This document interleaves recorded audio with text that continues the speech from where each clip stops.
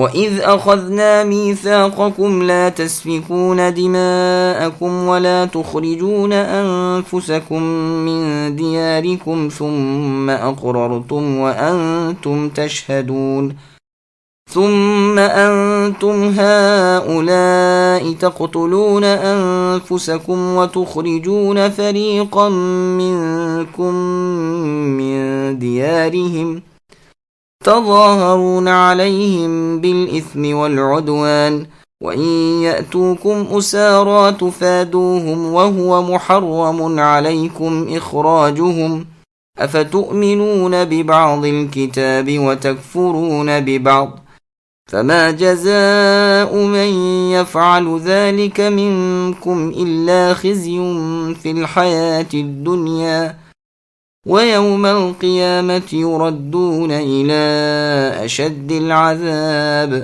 وما الله بغافل عما تعملون أولئك الذين اشتروا الحياة الدنيا بالآخرة فلا يخفف عنهم العذاب ولا هم ينصرون۔ اور جب ہم نے تم سے وعدہ لیا کہ آپس میں قتل نہ کرنا اور آپس والوں کو جلا وطن نہ کرنا، تم نے اس کا اقرار کیا اور تم اس کے شاہد بنے، لیکن پھر بھی تم نے آپس میں قتل کیا اور آپس کے ایک فرقے کو جلا وطن بھی کیا، اور گناہ اور زیادتی کے کاموں میں ان کے خلاف دوسروں کی طرفداری کی۔ ہاں، جب وہ قیدی بن کر تمہارے پاس آئے تو تم نے ان کے فدیے دیے، لیکن ان کا نکالنا جو تم پر حرام تھا اس کا کچھ خیال نہ کیا۔ کیا بعض احکام پر ایمان رکھتے ہو اور بعض کے ساتھ کفر کرتے ہو؟ تم میں سے جو بھی ایسا کرے اس کی سزا اس کے سوا کیا ہو کہ دنیا میں رسوائی اور قیامت کے دن سخت عذابوں کی مار، اور اللہ تعالیٰ تمہارے اعمال سے بے خبر نہیں۔ یہ وہ لوگ ہیں جنہوں نے دنیا کی زندگی کو آخرت کے بدلے مول لیا ہے، ان سے نہ تو عذاب ہلکے ہوں گے اور نہ ان کی مدد کی جائے گی۔ سامعین، اب ان آیتوں کی تفسیر سماعت کیجیے۔ اللہ تعالیٰ کے بعض احکامات کو ماننا اور بعض کو چھوڑنا کیسا ہے؟ اوس اور خزرج انصار مدینہ کے دو قبیلے تھے۔ اسلام سے پہلے ان دونوں قبیلوں کا آپس میں کبھی اتفاق نہ ہوتا تھا، ہمیشہ آپس میں جنگ و جدال رہتا تھا۔ مدینے کے یہودیوں کے تین قبیلے تھے، بنو قینقاع، بنو نضیر اور بنو قریظہ۔ بنو قینقاع اور بنو نضیر تو خزرج کے طرفدار اور ان کے بھائی بندے بنے ہوئے تھے، اور بنو قریظہ کا بھائی چارہ بنو اوس کے ساتھ تھا۔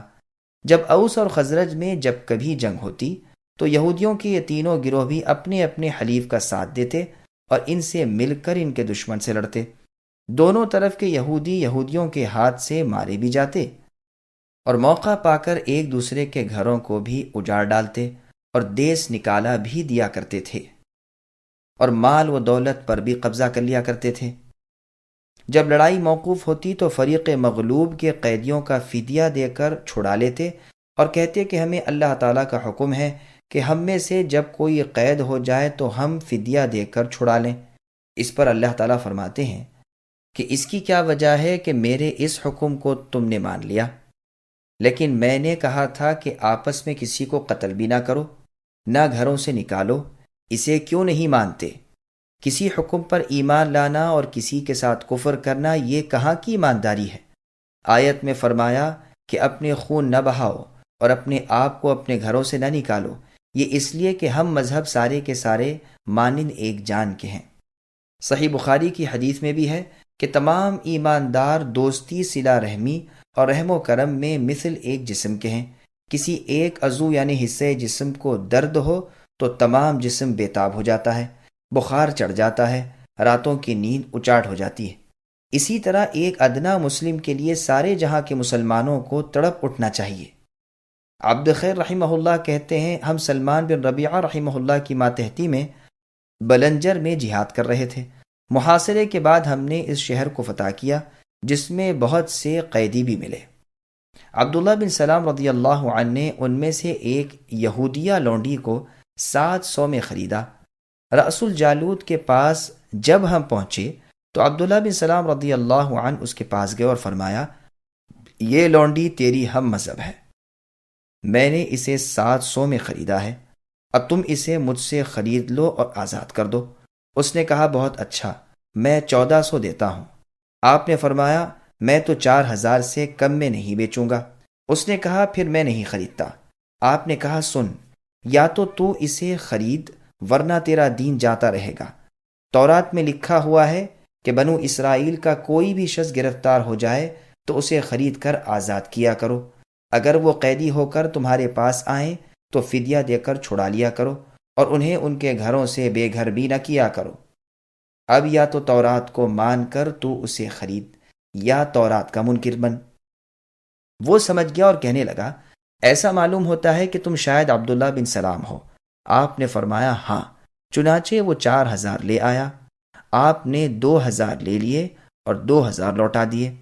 بعض روایات میں ہے کہ رأس الجالوت کوفے میں تھا۔ یہ ان لونڈیوں کا فدیہ نہیں دیتا تھا جو عرب سے نہ بچی ہوں۔ اس پر عبداللہ بن سلام رضی اللہ عنہ نے اسے تورات کی یہ آیت سنائی۔ غرض اس آیت میں یہودیوں کی مذمت ہے کہ وہ احکام ربانی کو جانتے ہوئے پھر بھی پسے پشت ڈال دیا کرتے تھے۔ امانت داری اور ایمانداری ان سے اٹھ چکی تھی۔ نبی صلی اللہ علیہ وسلم کی صفات، رسول اللہ کی نشانیاں، رسول اللہ کی نبوت کی تصدیق، آپ کی جائے پیدائش، جائے ہجرت وغیرہ سب چیزیں ان کی کتاب میں موجود تھیں، لیکن یہ ان سب کو چھپائے ہوئے تھے، اور اتنا ہی نہیں بلکہ رسول اللہ کی مخالفت کرتے تھے۔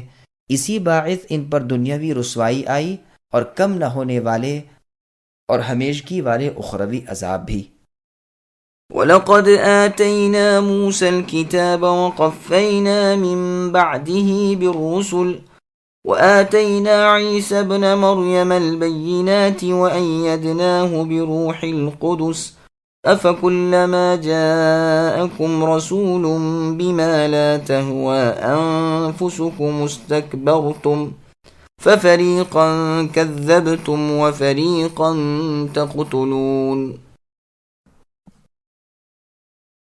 اور ہم نے موسیٰ علیہ السلام کو کتاب دی اور ان کے بعد اور رسول بھی بھیجے، اور ہم نے عیسیٰ ابن مریم علیہ السلام کو روشن دلیلیں دیں اور روح القدس سے ان کی تائید کرائی۔ لیکن جب کبھی تمہارے پاس رسول وہ چیز لائے جو تمہاری طبیعتوں کے خلاف تھی، تم نے جھٹ سے تکبر کیا، بعض کو تو جھٹلا دیا اور بعض کو قتل بھی کر ڈالا۔ سامعین اب اس آیت کی تفسیر سماعت کیجیے۔ انبیاء علیہ السلام کے ساتھ بنی اسرائیل کا سلوک۔ بنی اسرائیل کے عناد و تکبر اور ان کی خواہش پرستی کا بیان ہو رہا ہے کہ تورات کی تحریف و تبدیلی کی، موسیٰ علیہ السلام کے بعد انہی کی شریعت پر آنے والے انبیاء علیہ السلام آئے، ان کی بھی مخالفت کی۔ چنانچہ فرمایا اِنَّا أَنزَلْنَا التَّوْرَاةَ إِلَى آخِرِ الْآيَةِ، یعنی ہم نے تورات نازل فرمائی جس میں ہدایت تھی اور نور تھا، جس پر انبیاء خود بھی عمل کرتے اور یہودیوں کو حکم دیتے رہے۔ ان کے علماء اور درویش بھی اس کے ماننے کا حکم کرتے تھے۔ الغرض پے در پے ایک بعد دیگرے انبیاء کرام بنی اسرائیل میں آتے رہے، یہاں تک کہ یہ سلسلہ عیسیٰ علیہ السلام پر ختم ہوا۔ انہیں انجیل ملی جس میں بعض احکام تورات کے خلاف بھی تھے، اسی لیے انہیں نئے معجزات بھی ملے، جیسے مردوں کو اللہ تعالیٰ کے حکم سے زندہ کر دینا، مٹی سے پرند بنا کر اس میں پھونک مار کر اللہ تعالیٰ کے حکم سے اڑا دینا، بیماروں کو اپنے دم جھاڑنے سے یعنی رقیہ کے ذریعے اللہ کے حکم سے اچھا کر دینا، بعض غیب کی خبریں اللہ کے معلوم کرانے سے دینا وغیرہ۔ پھر آپ کی تائید میں روح القدس یعنی جبریل علیہ السلام کو لگا دیا، لیکن بنی اسرائیل اپنی تکذیب اور کفر و تکبر میں اور بڑھ گئے اور زیادہ حسد کرنے لگے، اور ان تمام انبیاء کرام علیہم السلام کے ساتھ برے سلوک سے پیش آئے، کہیں جھٹلاتے تھے، کہیں مار ڈالتے تھے، محض اس بنا پر کہ انبیاء علیہم السلام کی تعلیم ان کی طبیعتوں کے خلاف ہوا کرتی تھی، ان کی رائے اور ان کے قیاسات اور ان کے بنائے ہوئے اصول و احکام اس کی قبولیت سے مانے ہوتے تھے، اس لیے دشمنی پر اتر آتے تھے۔ عبداللہ بن مسعود، عبداللہ بن عباس رضی اللہ عنہما، نیز محمد بن کعب القرظی، اسماعیل بن خالد سدی، ربیع بن انس، عطیہ العوفی اور قتادہ رحمہم اللہ کا قول یہی ہے کہ روح القدس سے مراد جبریل علیہ السلام ہے، جیسے قرآن کریم میں اور جگہ ہے نزل به الروح الامین، یعنی اس قرآن کو لے کر روح الامین جبریل علیہ السلام اترتے ہیں۔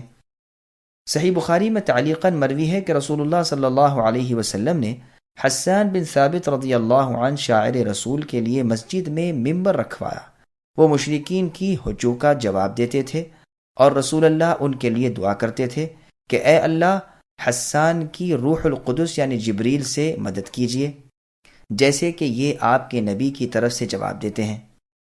صحیح بخاری کی ایک اور حدیث میں ہے کہ حسان بن ثابت رضی اللہ عنہ خلافت فاروقی کے زمانے میں ایک مرتبہ مسجد نبوی میں کچھ اشعار پڑھ رہے تھے۔ عمر رضی اللہ عنہ نے آپ کی طرف تیز نگاہیں اٹھائیں تو آپ رضی اللہ عنہ نے فرمایا، میں تو اس وقت بھی ان شعروں کو یہاں پڑھتا تھا جب یہاں آپ سے بہتر شخص موجود تھے۔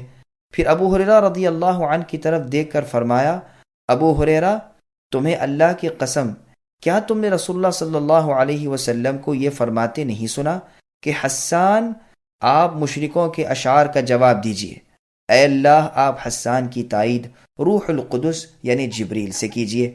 ابو ہریرہ رضی اللہ عنہ نے فرمایا، ہاں اللہ کی قسم میں نے رسول صلی اللہ علیہ وسلم سے یہ سنا ہے۔ صحیح بخاری کی ایک اور روایت میں ہے کہ رسول اللہ نے فرمایا، حسان تم ان مشرکوں کی حجو کرو، جبریل علیہ السلام تمہارے ساتھ ہے۔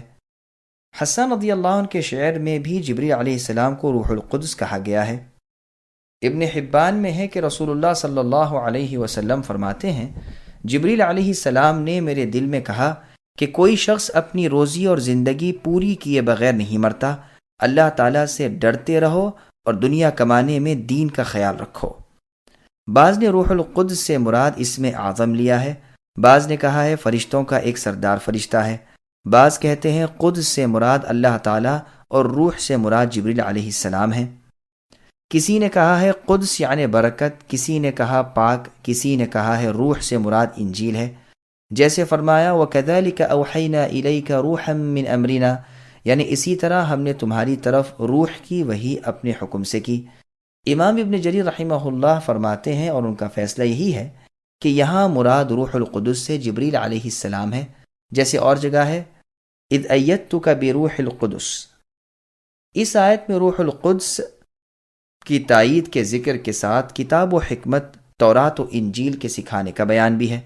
معلوم ہوا کہ یہ اور چیز ہے اور وہ اور چیز، اور روانی عبارت بھی اس کی تائید کرتی ہے۔ قدس سے مراد مقدس ہے، جیسے حاتم جود اور رجل صدق میں۔ روح القدس کہنے میں اور روح منہ کہنے میں قربت اور بزرگی کی ایک خصوصیت پائی جاتی ہے، یہ اس لیے بھی کہا گیا ہے۔ بعض مفسرین نے اس سے مراد عیسیٰ علیہ السلام کی روح لی ہے، کیونکہ ان کی روح انسانی پیٹ وغیرہ سے پاک، صاف اور الگ تھلگ رہی تھی۔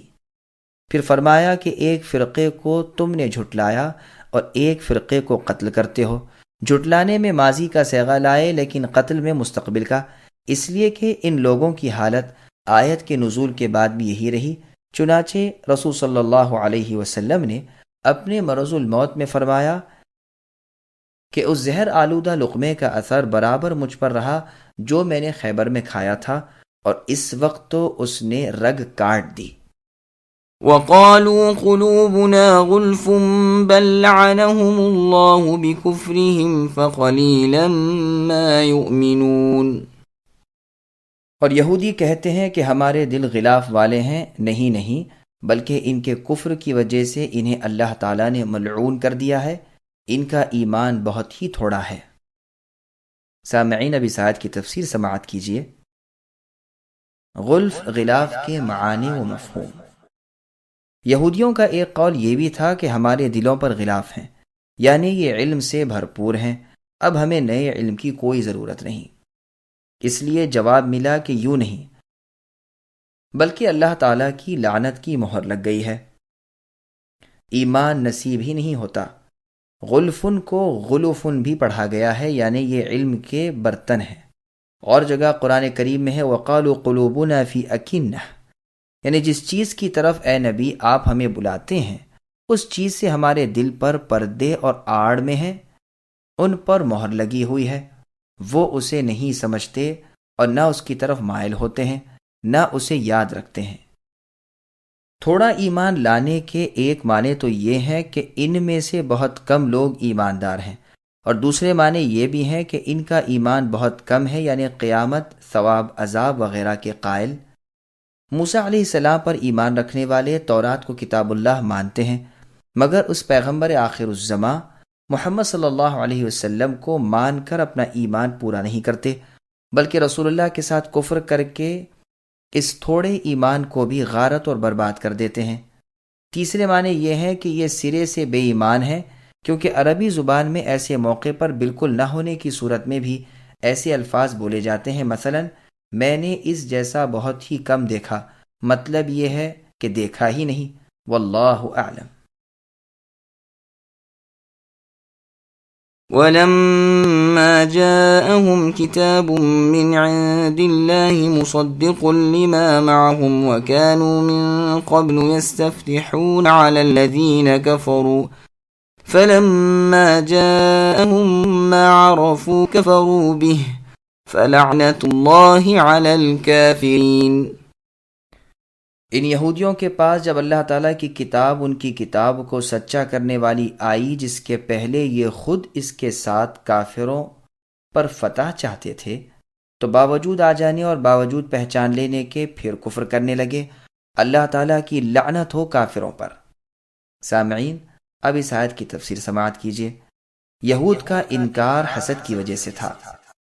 جب کبھی یہودیوں اور عرب کے مشرکین کے درمیان لڑائی ہوتی تو یہود کہا کرتے تھے کہ عنقریب اللہ کی سچی کتاب لے کر اللہ کے ایک عظیم الشان پیغمبر تشریف لانے والے ہیں، ہم ان کے ساتھ ہو کر تمہیں ایسا قتل و غارت کریں گے کہ تمہارا نام و نشان مٹا دیں گے۔ اللہ تعالیٰ سے دعائیں کیا کرتے تھے کہ اے اللہ، آپ اس نبی آخر الزماں کو جلد بھیجیے جن کی صفات ہم تورات میں پاتے ہیں، تاکہ ہم ان پر ایمان لا کر ان کے ساتھ ہو کر اپنا بازو مضبوط کر کے آپ کے دشمن سے انتقام لیں۔ مشرکوں سے کہا کرتے تھے کہ اس نبی کا زمانہ اب بالکل قریب آ گیا ہے، لیکن جس وقت رسول اللہ صلی اللہ علیہ وسلم مبعوث ہوئے، تمام نشانیاں آپ میں دیکھ لیں، پہچان لیا، دل سے قائل ہو گئے، مگر چونکہ آپ عرب میں سے تھے، حسد کر کے آپ کی نبوت کا انکار کر دیا اور اللہ تعالیٰ کی لعنت میں آ گئے۔ بلکہ وہ مشرکین مدینہ جو ان سے یہ سنتے چلے آتے تھے، انہیں ایمان نصیب نہ ہوا، اور بالآخر رسول صلی اللہ علیہ وسلم کے ساتھ ہو کر وہ یہود پر غالب آ گئے۔ ایک مرتبہ معاذ بن جبل رضی اللہ عنہ، بشر بن براء، داؤد بن سلمہ رضی اللہ عنہما نے ان یہود مدینہ سے کہا بھی کہ تم تو ہماری شرک کی حالت میں ہم سے رسول اللہ کی نبوت کا ذکر کیا کرتے تھے، بلکہ ہمیں ڈرایا کرتے تھے، اور جو اوصاف تم رسول اللہ کے بیان کرتے تھے وہ تمام اوصاف تو رسول اللہ میں موجود ہیں، پھر تم خود ایمان کیوں نہیں لاتے، رسول اللہ کا ساتھ کیوں نہیں دیتے؟ تو سلام ابن مشکم نے جواب دیا کہ ہم ان کے بارے میں نہیں کہتے تھے۔ کسی کا ذکر اس آیت میں ہے کہ پہلے سے مانتے تھے، منتظر تھے، لیکن آنے کے بعد حسد اور تکبر سے اپنی ریاست کے کھوئے جانے کے خیال سے صاف انکار کر بیٹھے۔ بئس ما اشتروا به أنفسهم أن يكفروا بما أنزل الله بغيا أن ينزل الله من فضله على من يشاء من عباده فباءوا بغضب على غضب وَلِلْكَافِرِينَ عَذَابٌ مُهِينٌ وَإِذَا قِيلَ لَهُمْ آمِنُوا بِمَا أَنزَلَ اللَّهُ قَالُوا نُؤْمِنُ بِمَا أُنزِلَ عَلَيْنَا وَيَكْفُرُونَ بِمَا وَرَاءَهُ وَهُوَ الْحَقُّ مُصَدِّقًا لِمَا مَعَهُمْ قُلْ فَلِمَ تَقْتُلُونَ أَنْبِيَاءَ اللَّهِ مِن قَبْلُ إِن كُنتُم مُؤْمِنِينَ وَلَقَدْ جَاءَكُم مُوسَى بِالْبَيِّنَاتِ ثُمَّ اتَّخَذْتُمُ الْعِجْلَ مِن بَعْدِهِ وَأَنْتُمْ ظَالِمُونَ۔ بہت بری ہے وہ چیز جس کے بدلے ان یہودیوں نے اپنے آپ کو بیچ ڈالا، وہ ان کا کفر کرنا ہے اللہ تعالیٰ کی طرف سے نازل شدہ چیز کے ساتھ، محض اس بات سے جل کر کہ اللہ نے اپنا فضل اپنے جس بندے پر چاہا نازل فرمایا۔ اس باعث یہ لوگ غضب پر غضب کے مستحق ہو گئے اور ان کافروں کے لیے رسوا کرنے والے عذاب ہیں۔ اور جب ان سے کہا جاتا ہے کہ اللہ کی اتاری ہوئی کتاب پر ایمان لاؤ، تو کہہ دیتے ہیں جو ہم پر اتاری گئی اس پر ہمارا ایمان ہے، حالانکہ اس کے بعد والی کے ساتھ جو ان کی کتاب کی تصدیق کرنے والی ہے کفر کرتے ہیں۔ اچھا ان سے یہ تو دریافت کیجئے کہ اگر تمہارا ایمان پہلی کتابوں پر ہے تو پھر تم نے پہلے انبیاء کو کیوں قتل کیا؟ تمہارے پاس تو موسیٰ علیہ السلام یہ دلیلیں لے کر آئے، لیکن تم نے پھر بھی بچھڑا پوجا، تم ہو ہی ظالم۔ سامعین، اب ان آیتوں کی تفسیر سماعت کیجیے۔ یہودیوں کے حسد اور تکبر کی سزا۔ مطلب یہ ہے کہ ان یہودیوں نے جو رسول اللہ صلی اللہ علیہ وسلم کی تصدیق کے بدلے تکذیب کی اور آپ پر ایمان لانے کے بدلے کفر کیا اور آپ کی نصرت و امداد کی بجائے مخالفت اور دشمنی کی، اور اس سے اپنے آپ کو جس غضب الہی کا سزاوار بنایا، یہ بدترین چیز ہے جو بہترین چیز کے بدلے انہوں نے لی، اور اس کی وجہ سوائے حسد و بغض، تکبر و عناد کے اور کچھ نہیں۔ چونکہ رسول اللہ ان میں سے نہ تھے بلکہ آپ عرب میں سے تھے، اس لیے یہ یہودی منہ چڑھا کر بیٹھ گئے۔ حالانکہ اللہ تعالیٰ پر کوئی حاکم نہیں، وہ رسالت کے حقدار کو خوب جانتے ہیں، وہ اپنا فضل و کرم اپنے جس بندے کو چاہے عطا فرماتے ہیں۔ بس ایک تو تورات کے احکام کی پابندی نہ کرنے کی وجہ سے ان یہودیوں پر غضب تھا، اور اب دوسرا رسول صلی اللہ علیہ وسلم کے ساتھ کفر کرنے سے نازل ہوا۔ یوں سمجھ لیجئے کہ پہلا غضب عیسیٰ علیہ السلام کی پیغمبری نہ ماننے کا، اور دوسرا غضب محمد صلی اللہ علیہ وسلم کی پیغمبری نہ ماننے کا۔ یا پہلا غضب وہ جو بچھڑے کے پوجنے کی بابت تھا، دوسرا غضب رسول صلی اللہ علیہ وسلم کی مخالفت پر۔ چونکہ یہ حسد و بغض کی وجہ سے رسول اللہ کی نبوت سے انکاری ہوئے تھے، اور اس حسد و بغض کا اصلی باعث ان کا تکبر تھا، اس لیے انہیں ذلیل عذابوں میں مبتلا کیا تاکہ گناہ کا بدلہ پورا ہو جائے، جیسے اللہ کا فرمان ہے، ان الذین یستکبرون عن عبادتی سیدخلون جہنم داخلین، الآیات۔ یعنی میری عبادت سے جو بھی تکبر کرے گا وہ ذلیل ہو کر جہنم میں داخل ہوگا۔ سنن ترمذی میں ہے، رسول اللہ صلی اللہ علیہ وسلم فرماتے ہیں، متکبر لوگوں کا حشر قیامت کے دن انسانی صورت میں چوٹیوں کی طرح ہوگا، جنہیں تمام چیزیں رونتی ہوئی چلیں گی، اور جہنم کے بولس نامی قید خانے میں ڈال دیے جائیں گے، جہاں کی آگ دوسری تمام قسم کی آگ سے تیز ہوگی، اور جہنمیوں کا لہو پیپ وغیرہ انہیں پلایا جائے گا۔ خواہش کے بندے، نفس کے غلام، یعنی جب ان سے قرآن کریم پر اور نبی آخر الزماں محمد صلی اللہ علیہ وسلم پر ایمان لانے کو کہا جاتا ہے تو کہہ دیتے ہیں کہ ہمیں تورات انجیل پر ایمان رکھنا کافی ہے۔ اللہ تعالیٰ فرماتے ہیں کہ یہ اس میں بھی جھوٹے ہیں۔ قرآن تو ان کتابوں کی تصدیق کرنے والا ہے، اور خود ان کی کتابوں میں بھی رسول اللہ کی تصدیق موجود ہے، جیسے فرمایا، الذین آتیناہم الکتاب یعرفونہ کما یعرفون ابناءہم، یعنی اہل کتاب رسول اللہ کو اس طرح پہچانتے ہیں جس طرح کوئی اپنی اولاد کو پہچانتا ہو۔ پس رسول اللہ کے انکار سے تورات و انجیل پر بھی ان کا ایمان نہ رہا۔ اس حجت کو قائم کر کے اب دوسری طرح حجت قائم کی جاتی ہے کہ اچھا تورات و انجیل پر تو تمہارا ایمان ہے، پھر اگلے انبیاء جو ان کی تصدیق اور تابعداری کرتے ہوئے نئی شریعت اور نئی کتاب کے آئے بغیر تم نے انہیں کیوں قتل کیا؟ معلوم ہوا کہ تمہارا ایمان نہ تو اس کتاب پر ہے نہ اس کتاب پر، تم محض خواہش کے بندے، نفس کے غلام، اپنی رائے قیاس کے ماتحت ہو۔ پھر فرمایا کہ اچھا موسیٰ علیہ السلام سے تم نے بڑے معجزات دیکھے، طوفان، ٹڈیاں، جوئیں، مینڈک، خون وغیرہ، ان کی بددعا سے بطور معجزے کے ظاہر ہوئے، لکڑی کا سانپ بن جانا، ہاتھ کا روشن چاند بن جانا، دریا کو چیر دینا اور پانی کو پتھر کی طرح بنا دینا، بادلوں کا سایہ کرنا، من و سلوہ اتارنا، پتھر سے نہریں جاری کرنا وغیرہ تمام بڑے بڑے معجزات جو ان کی نبوت کی اور اللہ تعالیٰ کی توحید کی روشن دلیلیں تھیں، سب کچھ اپنی آنکھوں سے دیکھا۔ لیکن ادھر موسیٰ علیہ السلام طور پہاڑ پر گئے، ادھر تم نے بچھڑے کو معبود بنا لیا۔ اب بتاؤ کہ خود تورات پر اور خود موسیٰ علیہ السلام پر بھی تمہارا ایمان کہاں رہا؟ کیا یہ بدکاریاں تمہیں ظالم کہلوانے والی نہیں؟ من بعدہ سے مراد موسیٰ علیہ السلام کے طور پہاڑ پر جانے کے بعد ہے، جیسے اور جگہ ہے، وَاتَّخَذَ قَوْمُ مُوسَىٰ، یعنی موسیٰ علیہ السلام کے طور پر جانے کے بعد آپ کی قوم نے بچھڑے کو معبود بنا لیا اور اپنی جانوں پر اس گوسالہ پرستی سے صریح ظلم کیا جس کا احساس بعد میں خود انہیں بھی ہوا، جیسے فرمایا وَلَمَّا سُقِطَ فِي أَيْدِيهِمْ إِلَى آخِرِهِ، یعنی جب انہیں ہوش آیا نادم ہوئے اور اپنی گمراہی کو محسوس کرنے لگے، اس وقت کہا کہ اے اللہ، اگر آپ ہم پر رحم نہ کریں گے اور ہماری خطا نہ بخشیں گے تو ہم انتہائی نقصان اٹھانے والے ہو جائیں گے۔ یہود کا سب سے بڑا کفر۔ اللہ تبارک و تعالی بنی اسرائیل کی خطائیں، مخالفتیں، سرکشی اور حق سے روگردانی بیان فرما رہے ہیں کہ طور پہاڑ جب سروں پر دیکھا تو اقرار کیا، لیکن جب وہ ہٹ گیا تو پھر منکر ہو گئے۔ اس کی تفسیر پہلے بیان ہو چکی ہے۔ بچھڑے کی محبت ان کے دلوں میں رچ گئی۔ موسیٰ علیہ السلام نے اس بچھڑے کے ٹکڑے ٹکڑے کر کے جلا کر اس کی راکھ کو ہوا میں اڑا کر دریا میں ڈال دیا تھا، جس کے پانی کو بنی اسرائیل نے پی لیا اور اس کا اثر ان پر ظاہر ہوا۔ گو بچھڑا نیز تو نابود کر دیا گیا، لیکن ان کے دلوں کا تعلق اب بھی اس معبود باطل سے لگا رہا۔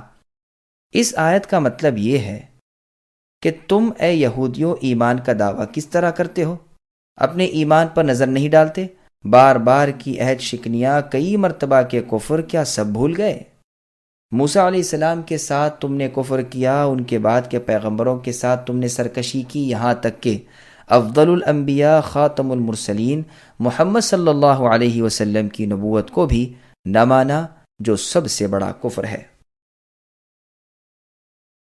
وَإِذْ أَخَذْنَا مِيثَاقَكُمْ وَرَفَعْنَا فَوْقَكُمُ الطُّورَ خُذُوا مَا آتَيْنَاكُمْ بِقُوَّةٍ وَاسْمَعُوا قَالُوا سَمِعْنَا وَعَصَيْنَا وَأُشْرِبُوا فِي قُلُوبِهِمُ الْعِجْلَ بِكُفْرِهِمْ قُلْ بِئْسَ مَا يَأْمُرُكُمْ بِهِ إِيمَانُكُمْ إِن كُنتُم مُّؤْمِنِينَ قل إن كانت لكم الدار الآخرة عند الله خالصة من دون الناس فتمنوا الموت إن كنتم صادقين ولن يتمنوه أبدا بما قدمت أيديهم والله عليم بالظالمين ولتجدنهم أحرص الناس على حياة ومن الذين أشركوا يود أحدهم لو يعمر 1000 سنة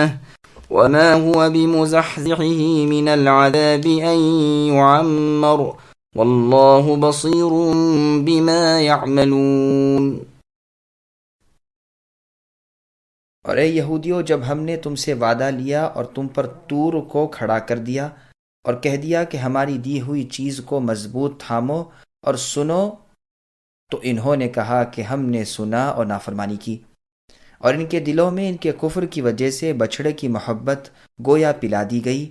ان سے کہہ دو کہ تمہارا ایمان تمہیں برا حکم دے رہا ہے اگر تم ایماندار ہو۔ کہہ دو کہ اگر آخرت کا گھر صرف تمہارے ہی لیے ہے اور کسی کے لیے نہیں، تو آؤ اپنی سچائی کے ثبوت میں موت طلب کرو، لیکن اپنی کرتوتوں کو دیکھتے ہوئے کبھی بھی موت نہیں مانگیں گے۔ اللہ تعالیٰ ظالموں کو خوب جانتے ہیں۔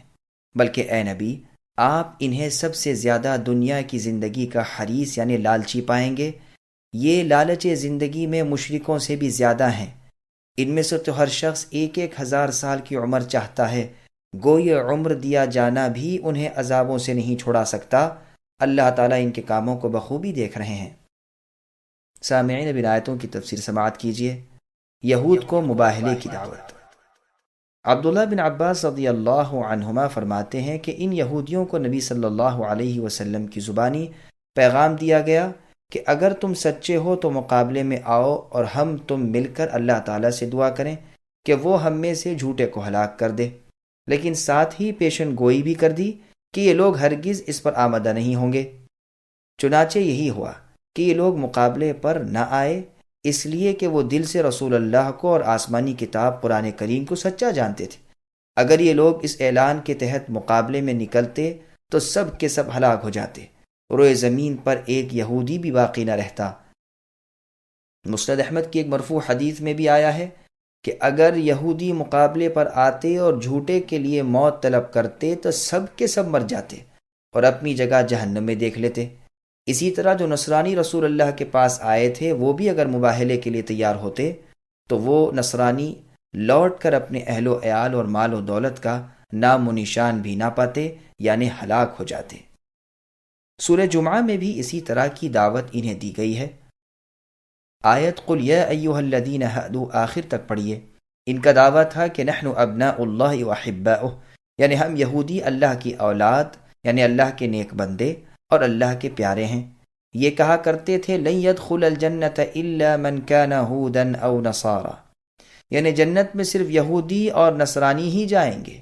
اس لیے انہیں کہا گیا کہ آؤ اس کا فیصلہ اس طرح کر لیں کہ دونوں فریق میدان میں نکل کر اللہ سے دعا کریں کہ اللہ تعالی ہم میں سے جھوٹے کو ہلاک کر ڈالے، لیکن چونکہ اس جماعت کو اپنے جھوٹ کا علم تھا یہ اس کے لیے تیار نہ ہوئے اور ان کا کذب سب پر کھل گیا۔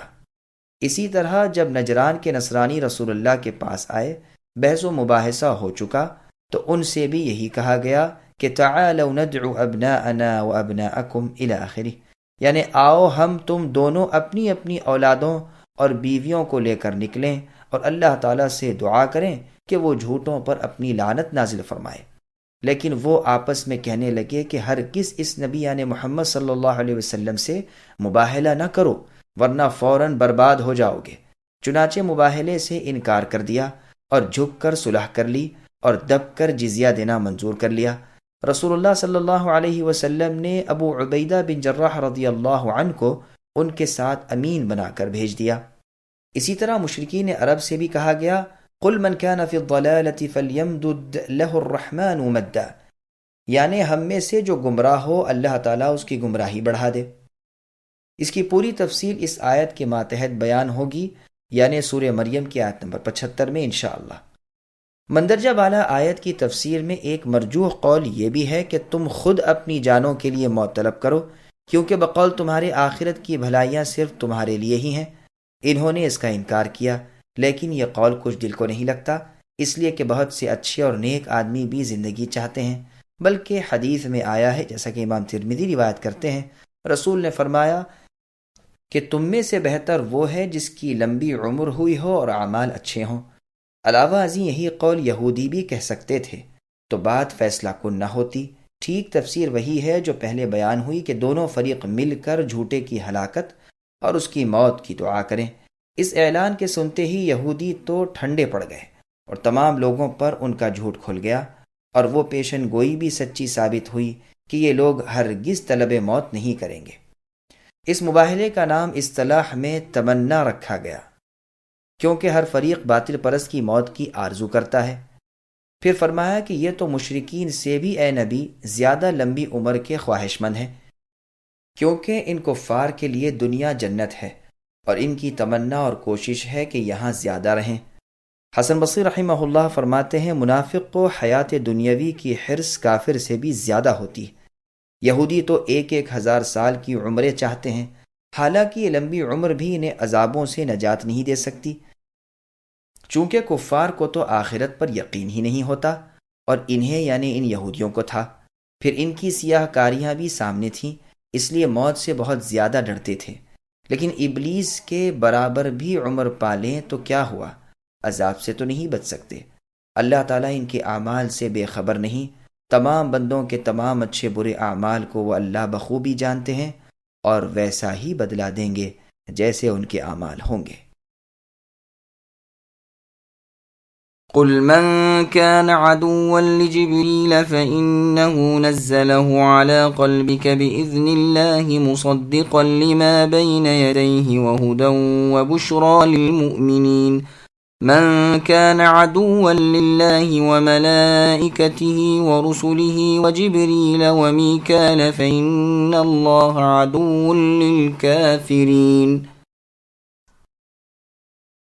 اے نبی آپ کہہ دیجئے کہ جو جبریل کا دشمن ہو، جس نے آپ کے دل پر پیغام باری تعالیٰ اتارا ہے، جو پیغام ان کے پاس کی کتاب کو سچا بتانے والا اور ایمان والوں کو ہدایت و خوشخبری دینے والا ہے، تو اللہ تعالیٰ خود بھی ان یہودیوں کے دشمن ہیں۔ جو شخص اللہ کا اور اللہ کے فرشتوں اور اللہ کے رسولوں اور جبریل اور میکائیل علیہم السلام کا دشمن ہو، ایسے کافروں کے دشمن خود اللہ ہیں۔ سامعین، اب ان آیتوں کی تفسیر سماعت کیجیے۔ یہودیوں کی جبریل علیہ السلام سے دشمنی۔ امام جعفر طبری رحمہ اللہ فرماتے ہیں، اس پر تمام مفسرین کا اتفاق ہے کہ جب یہودیوں نے جبریل علیہ السلام کو اپنا دشمن اور میکائیل علیہ السلام کو اپنا دوست بتایا تھا، اس وقت ان کے جواب میں یہ آیت نازل ہوئی۔ لیکن بعض تو کہتے ہیں کہ امر نبوت کے بارے میں جو گفتگو کی رسول اللہ صلی اللہ علیہ وسلم سے ہوئی تھی، اس میں انہوں نے یہ کہا تھا۔ بعض کہتے ہیں عمر رضی اللہ عنہ سے ان کا جو مناظرہ رسول اللہ کی نبوت کے بارے میں ہوا تھا، اس میں انہوں نے یہ کہا تھا۔ یہودیوں کے نبی صلی اللہ علیہ وسلم سے سوالات۔ ابن عباس رضی اللہ عنہما فرماتے ہیں، یہودیوں کی ایک جماعت رسول مقبول صلی اللہ علیہ وسلم کے پاس آئی اور کہا کہ ہم رسول اللہ سے چند سوال کرتے ہیں جن کے صحیح جواب نبی کے سوا کوئی نہیں جانتا۔ اگر آپ سچے نبی ہیں تو ان کے جوابات دیجیے۔ آپ نے فرمایا، بہتر ہے جو چاہو پوچھو، مگر عہد کرو کہ اگر میں ٹھیک ٹھیک جواب دوں تو تم میری نبوت کا اقرار کرو گے اور میری فرما برداری میں لگ جاؤ گے۔ انہوں نے رسول اللہ سے وعدہ کیا اور عہد دیا۔ اس کے بعد رسول اللہ نے یعقوب علیہ السلام کی طرح اللہ کی شہادت کے ساتھ ان سے پختہ وعدہ لے کر انہیں سوال کرنے کی اجازت دی۔ انہوں نے کہا، پہلے تو یہ بتائیے کہ تورات نازل ہونے سے پہلے اسرائیل علیہ السلام نے اپنے نفس پر کس چیز کو حرام کیا تھا، یعنی یعقوب علیہ السلام نے۔ رسول اللہ نے فرمایا، سنو، جب یعقوب علیہ السلام عرق النساء کی بیماری میں سخت بیمار ہوئے تو نظر مانی کہ اگر اللہ مجھے اس مرض سے شفا دیں گے تو میں اپنی سب سے زیادہ مرغوب چیز کھانے کی اور سب سے زیادہ محبوب چیز پینے کی چھوڑ دوں گا۔ جب تندرست ہو گئے تو اونٹ کا گوشت کھانا اور اونٹنی کا دودھ پینا جو آپ علیہ السلام کے پسند خاطر تھے چھوڑ دیا۔ تمہیں اللہ کی قسم جس نے موسیٰ علیہ السلام پر تورات اتاری، بتاؤ یہ سچ ہے؟ ان سب نے قسم کھا کر کہا کہ ہاں اے اللہ کے رسول، سچ ہے، بجا ارشاد ہوا۔ یہودیوں نے کہا، اب ہمارا سوال یہ ہے کہ عورت اور مرد کے پانی کی کیا کیفیت ہے، اور کیوں کبھی لڑکا پیدا ہوتا ہے اور کبھی لڑکی؟ رسول اللہ نے فرمایا، سنو، مرد کا پانی گاڑھا اور سفید ہوتا ہے اور عورت کا پانی پتلا اور زردی مائل ہوتا ہے۔ ان میں سے جو بھی غالب آ جائے اسی کے مطابق پیدائش ہوتی ہے اور شکل بھی اس کے مطابق ہوتی ہے۔ جب مرد کا پانی یعنی مادہ منویہ عورت کے پانی پر غالب آ جائے تو حکم ربانی سے اولاد نرینہ یعنی مرد بچہ پیدا ہوتا ہے، اور جب عورت کا پانی مادہ منویہ مرد کے پانی پر غالب آ جائے حکم ربانی سے اولاد لڑکی ہوتی ہے۔ تمہیں اللہ کی قسم جس کے سوا کوئی معبود برحق نہیں، سچ بتاؤ میرا جواب صحیح ہے؟ سب نے قسم کھا کر قبول کیا کہ بے شک آپ نے بجا ارشاد فرمایا۔ آپ نے ان دو باتوں پر اللہ کو گواہ کیا۔ انہوں نے کہا، اچھا اب یہ فرمائیے کہ تورات میں جس نبی امی کی خبر ہے اس نبی کی خاص نشانی کیا ہے اور اس کے پاس کون سا فرشتہ وحی لے کر آتا ہے؟ رسول اللہ نے فرمایا، اس کی خاص نشانی یہ ہے کہ اس کی آنکھیں جب سوئی ہوئی ہوں اس وقت میں اس کا دل جاگتا رہتا ہے۔ تمہیں اس رب کی قسم جس نے موسیٰ علیہ السلام کو تورات دی، بتاؤ میں نے ٹھیک جواب دیا؟ سب نے قسم کھا کر کہا کہ آپ نے بالکل صحیح جواب دیا۔ اب ہمارے اس سوال کی دوسری شق کا جواب بھی عنایت فرما دیجئے، اس پر بحث کا خاتمہ ہے۔ رسول اللہ نے فرمایا، میرے ولی جبریل علیہ السلام ہیں، وہی میرے پاس وحی لاتے ہیں، اور وہی تمام انبیاء کرام علیہم السلام کے پاس اللہ رب العزت کا پیغام لاتے رہے۔ سچ کہو اور قسم کھا کر کہو کہ میرا یہ جواب بھی درست ہے۔ انہوں نے قسم کھا کر کہا کہ جواب تو درست ہے، لیکن چونکہ جبرائیل علیہ السلام ہمارے دشمن ہیں، وہ سختی و خون ریزی وغیرہ لے کر آتے رہتے ہیں، اس لیے ہم ان کی نہیں مانیں گے نہ آپ کی مانیں گے۔ ہاں اگر آپ کے پاس میکائیل علیہ السلام وہی لے کر آتے جو رحمت، بارش، پیداوار وغیرہ لے کر آتے ہیں، جو ہمارے دوست ہیں، تو ہم آپ کی تابعداری اور تصدیق کرتے۔ اس پر یہ آیت نازل ہوئی۔ یہ روایت مسند احمد کی ہے۔ نیز مسند احمد ہی کی ایک اور روایت میں ہے کہ انہوں نے یہ بھی سوال کیا تھا کہ رعد کیا چیز ہے؟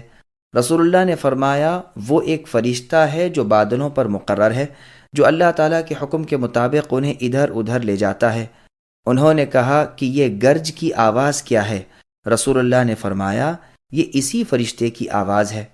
عبداللہ بن سلام رضی اللہ عنہ کا اسلام لانا۔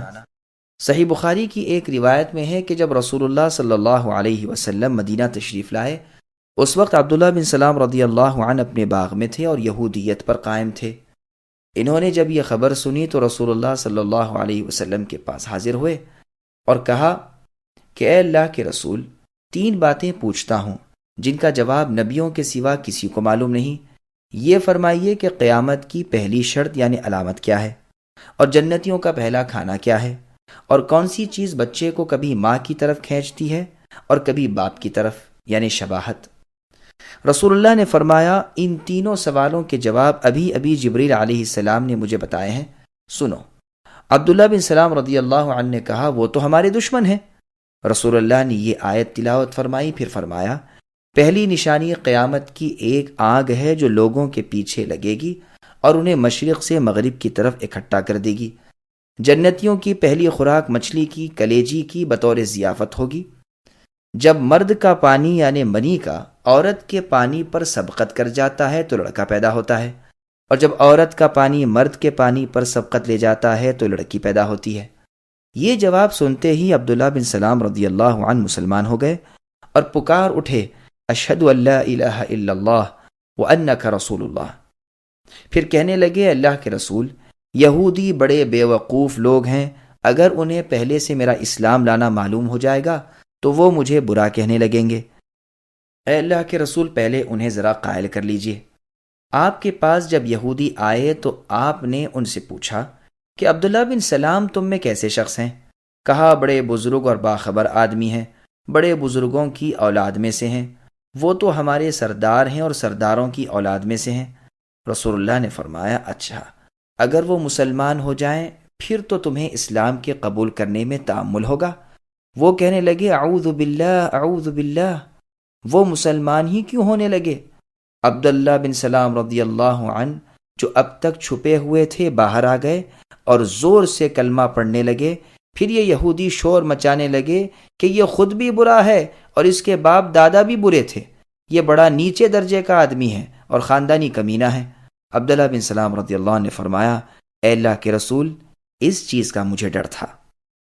صحیح بخاری میں ہے، عکرمہ رحمہ اللہ فرماتے ہیں جبر میک اسراف کے معنی عبد یعنی بندے کے ہیں، اور ایل کے معنی اللہ کے ہیں، تو جبرائیل وغیرہ کے معنی عبداللہ ہوئے۔ بعض لوگوں نے اس کے خلاف معنی بھی کیے ہیں، وہ کہتے ہیں ایل کے معنی عبد کے ہیں اور ان سے پہلے کے الفاظ اللہ کے نام ہیں، جیسے عربی میں عبداللہ، عبد الرحمن، عبد المالک، عبد القدوس، عبد السلام، عبد الکافی، عبد الجلیل وغیرہ۔ لفظ عبد ہر جگہ باقی رہا اور اللہ کے نام بدلتے رہے، اسی طرح ایل ہر جگہ باقی رہا اور اللہ کے اسماء حسنہ بدلتے رہے ہیں۔ غیر عربی زبان میں مضاف الیہ پہلے آتا ہے اور مضاف بعد میں۔ اسی قاعدے کے مطابق ان ناموں میں بھی ہے، جیسے جبرائیل، میکائیل، اسرافیل، عزرائیل وغیرہ۔ پتھر کے پاس نماز پڑھنے پر عمر رضی اللہ عنہ کی ناراضگی۔ اب مفسرین کی دوسری جماعت کی دلیل سنیے جو لکھتے ہیں کہ یہ گفتگو عمر رضی اللہ عنہ سے ہوئی تھی، مگر یہ روایت ہی منقطع ہے، سند متصل نہیں، اس لیے کہ اس واقعے کے راوی شعبی رحمہ اللہ نے عمر رضی اللہ عنہ کا زمانہ نہیں پایا۔ فرشتوں میں بھی رسول ہیں۔ آیت کا مطلب یہ ہے کہ جبرائیل علیہ السلام اللہ کے امین فرشتے ہیں، اللہ کے حکم سے نبی کریم صلی اللہ علیہ وسلم کے دل میں اللہ کی وحی پہنچانے پر مقرر ہیں۔ وہ فرشتوں میں سے اللہ کے رسول ہیں۔ کسی ایک رسول سے عداوت رکھنے والا سب رسولوں سے عداوت یعنی دشمنی رکھنے والا ہے، جیسے ایک رسول پر ایمان سب رسولوں پر ایمان لانے کا نام ہے، اور ایک رسول کے ساتھ کفر تمام انبیاء اور رسول کے ساتھ کفر کرنے کے برابر ہے۔ خود اللہ تعالیٰ بعض رسولوں کے ماننے والوں کو کافر بتاتے ہیں، فرماتے ہیں ان الذین یکفرون باللہ ورسلہ الی آخر الآیہ، یعنی جو لوگ اللہ تعالیٰ کے ساتھ اور اللہ کے رسولوں کے ساتھ کفر کرتے ہیں اور اللہ کے رسولوں کے درمیان تفریق کرنا چاہتے ہیں اور کہتے ہیں کہ ہم بعض کو مانتے ہیں اور بعض کو نہیں مانتے، دوسری آیت کے آخر تک۔ پس ان آیات میں صراحتاً ان لوگوں کو کافر کہا جو کسی رسول کو نہ مانے، اسی طرح جبرائیل علیہ السلام کا دشمن اللہ کا دشمن ہے، کیونکہ وہ اپنی مرضی سے نہیں آتے۔ قرآن مجید میں اللہ فرماتے ہیں وَمَا نَتَنَزَّلُ إِلَّا بِأَمْرِ رَبِّكَ، کہ اے نبی ہم فرشتے نہیں اترا کرتے مگر آپ کے رب ہی کے حکم سے اور اجازت سے۔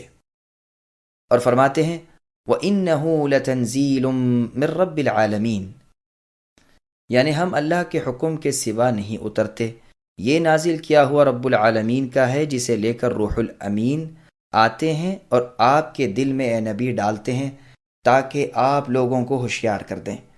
صحیح بخاری کی حدیث قدسی میں ہے میرے دوستوں سے دشمنی کرنے والا مجھ سے لڑائی کا اعلان کرنے والا ہے۔ قرآن کریم کی یہ بھی ایک صفت ہے کہ وہ اپنے سے پہلے کے تمام ربانی کلام کی تصدیق کرتا ہے اور ایمانداروں کے دلوں کی ہدایت اور ان کے لیے جنت کی خوشخبری دیتا ہے، جیسے اللہ نے فرمایا هُوَ لِلَّذِينَ آمَنُوا هُدًى وَشِفَاءً، کہ یہ قرآن ایمان لانے والوں کے لیے ہدایت اور شفا ہے۔ فرمایا وَنُنَزِّلُ مِنَ الْقُرْآنِ مَا هُوَ شِفَاءٌ وَرَحْمَةٌ لِّلْمُؤْمِنِينَ، اور قرآن ہم نے اتارا کہ جو شفا اور رحمت ہے ان لوگوں کے لیے جو ایمان والے ہیں۔ رسولوں میں انسانی رسول اور ملکی رسول سب شامل ہیں، جیسے فرمایا اللہ یصطفی من الملائکۃ رسلا ومن الناس، اللہ تعالیٰ فرشتوں میں سے انسانوں میں سے اپنے رسول چھانٹ لیتے ہیں۔ جبرائیل اور میکائیل علیہم السلام بھی فرشتوں میں ہیں، لیکن ان کا خصوصی طور پر نام لیا تاکہ مسئلہ بالکل صاف ہو جائے اور یہودی جان لیں کہ ان میں سے ایک کا دشمن دوسرے کا دشمن ہے، بلکہ اللہ بھی اس کے دشمن ہے۔ میکائیل علیہ السلام بھی کبھی کبھی انبیاء علیہم السلام کے پاس آتے رہے ہیں، جیسے کہ نبی صلی اللہ علیہ وسلم کے ساتھ شروع میں تھے، لیکن اس کام پر مقرر جبرائیل علیہ السلام ہیں، جیسے میکائیل علیہ السلام رویدگی اور بارش وغیرہ پر، اور اسرافیل علیہ السلام سور پھونکنے پر۔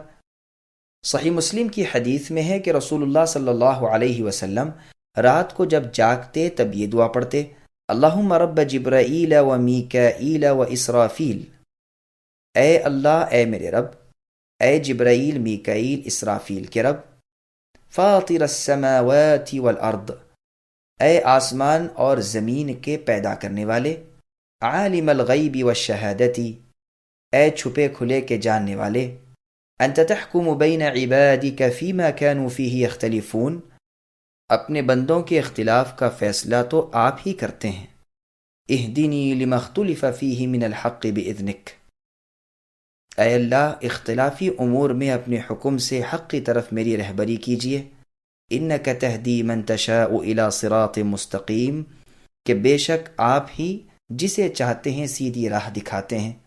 لفظ جبرائیل وغیرہ کی تحقیق اور اس کے معنی پہلے بیان ہو چکے ہیں۔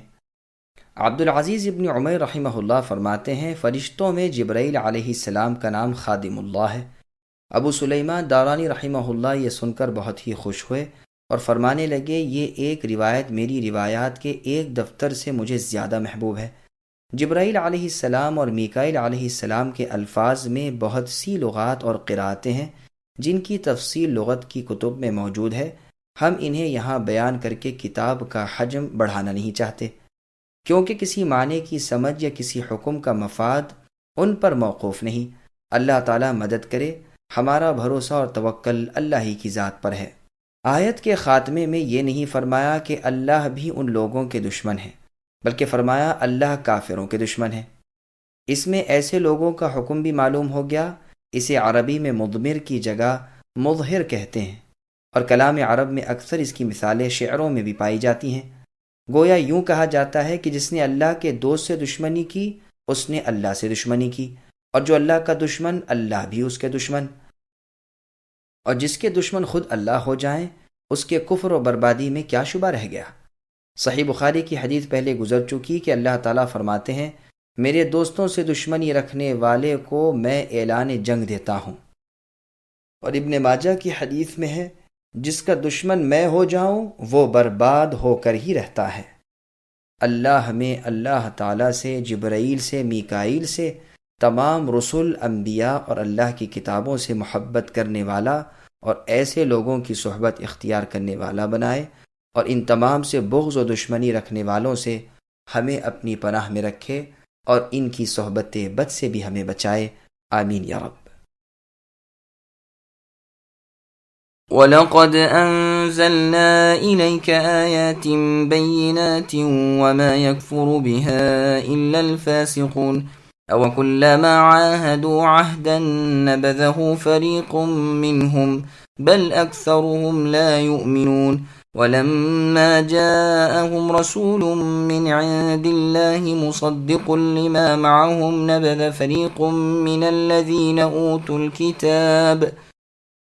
فريق من الذين أوتوا الكتاب كتاب الله وراء ظهورهم كأنهم لا يعلمون واتبعوا ما تتلو الشياطين على ملك سليمان وما كفر سليمان ولكن الشياطين كفروا يعلمون الناس السحر وما أنزل على الملكين ببابل هاروت وماروت وما يعلمان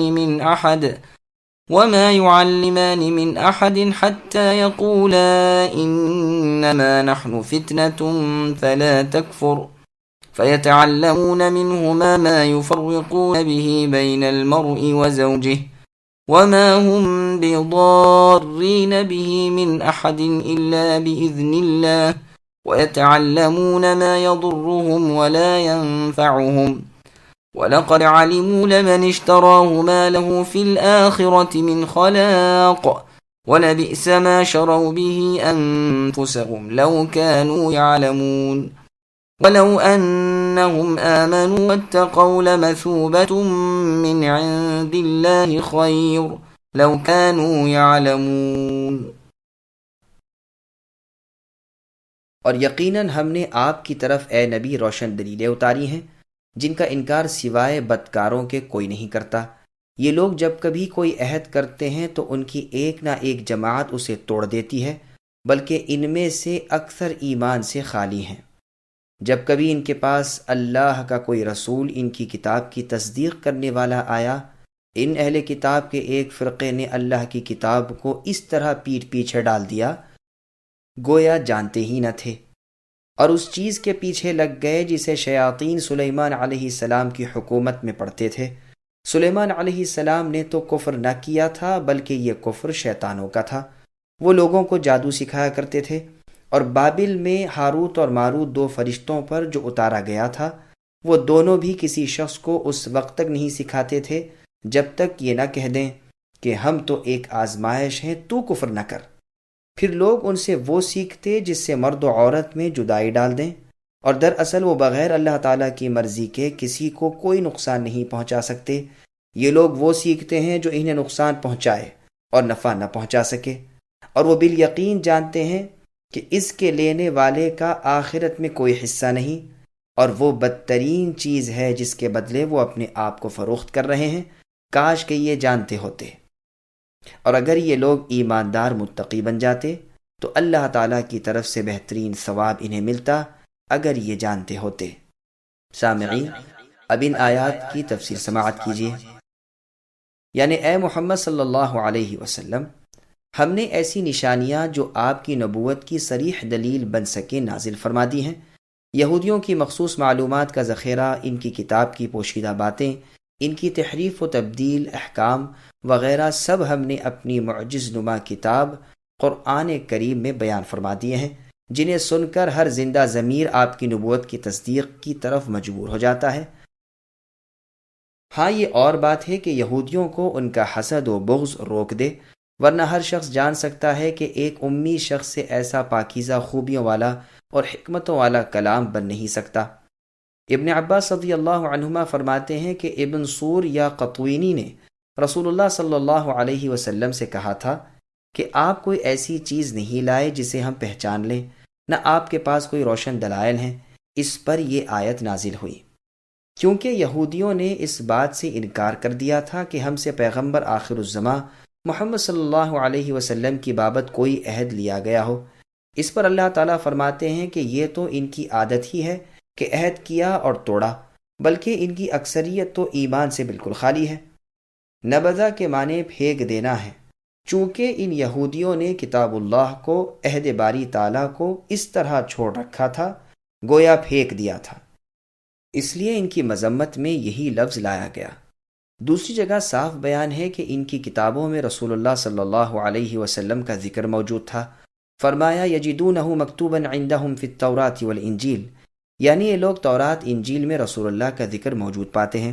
یہاں بھی فرمایا ہے کہ جب ان کی کتاب کی تصدیق کرنے والا ہمارا پیغمبر ان کے پاس آیا تو ان کے ایک فریق نے اللہ کی کتاب سے بے پرواہی کر کے اس طرح اسے چھوڑ دیا گویا کوئی علم ہی نہیں، بلکہ جادو کے پیچھے پڑ گئے اور خود رسول اللہ پر جادو کیا، جس کی اطلاع رسول اللہ کو اللہ تعالیٰ نے دی اور اس کا اثر زائل ہوا اور رسول اللہ کو شفا ملی۔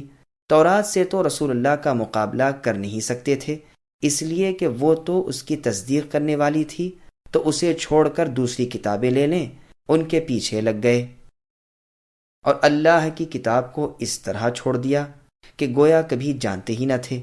نفسانی خواہشات تو سامنے رکھ لیں اور کتاب اللہ کو پیٹھ پیچھے ڈال دیا۔ یہ بھی کہا گیا ہے کہ راگ، باجے، کھیل تماشے اور اللہ کے ذکر سے روکنے والی ہر چیز ما تتلو الشیاطین میں داخل ہے۔ یہود کا سلیمان علیہ السلام کو جادوگر کہنا جھوٹ ہے۔ ابن عباس رضی اللہ عنہما فرماتے ہیں کہ سلیمان علیہ السلام کے پاس ایک انگوٹھی تھی، جب آپ پاخانے کے لیے جاتے تو اپنی بیوی جرادہ کو وہ دے جاتے۔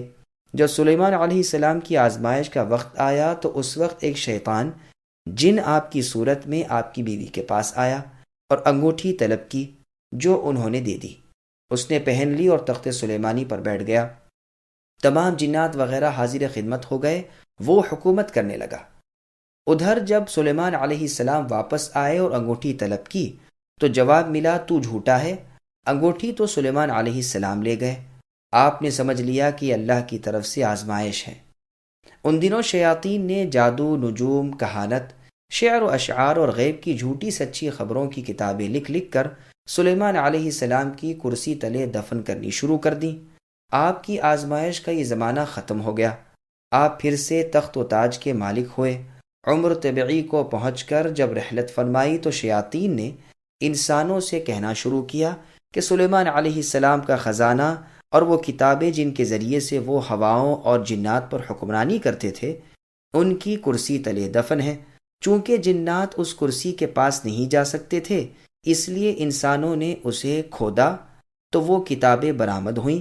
بس ان کا چرچا ہو گیا اور ہر شخص کی زبان پر چڑھ گیا کہ سلیمان علیہ السلام کی حکومت کا راز یہی تھا، بلکہ لوگ سلیمان علیہ السلام کی نبوت سے انکاری ہو گئے اور آپ کو معاذ اللہ جادوگر کہنے لگے۔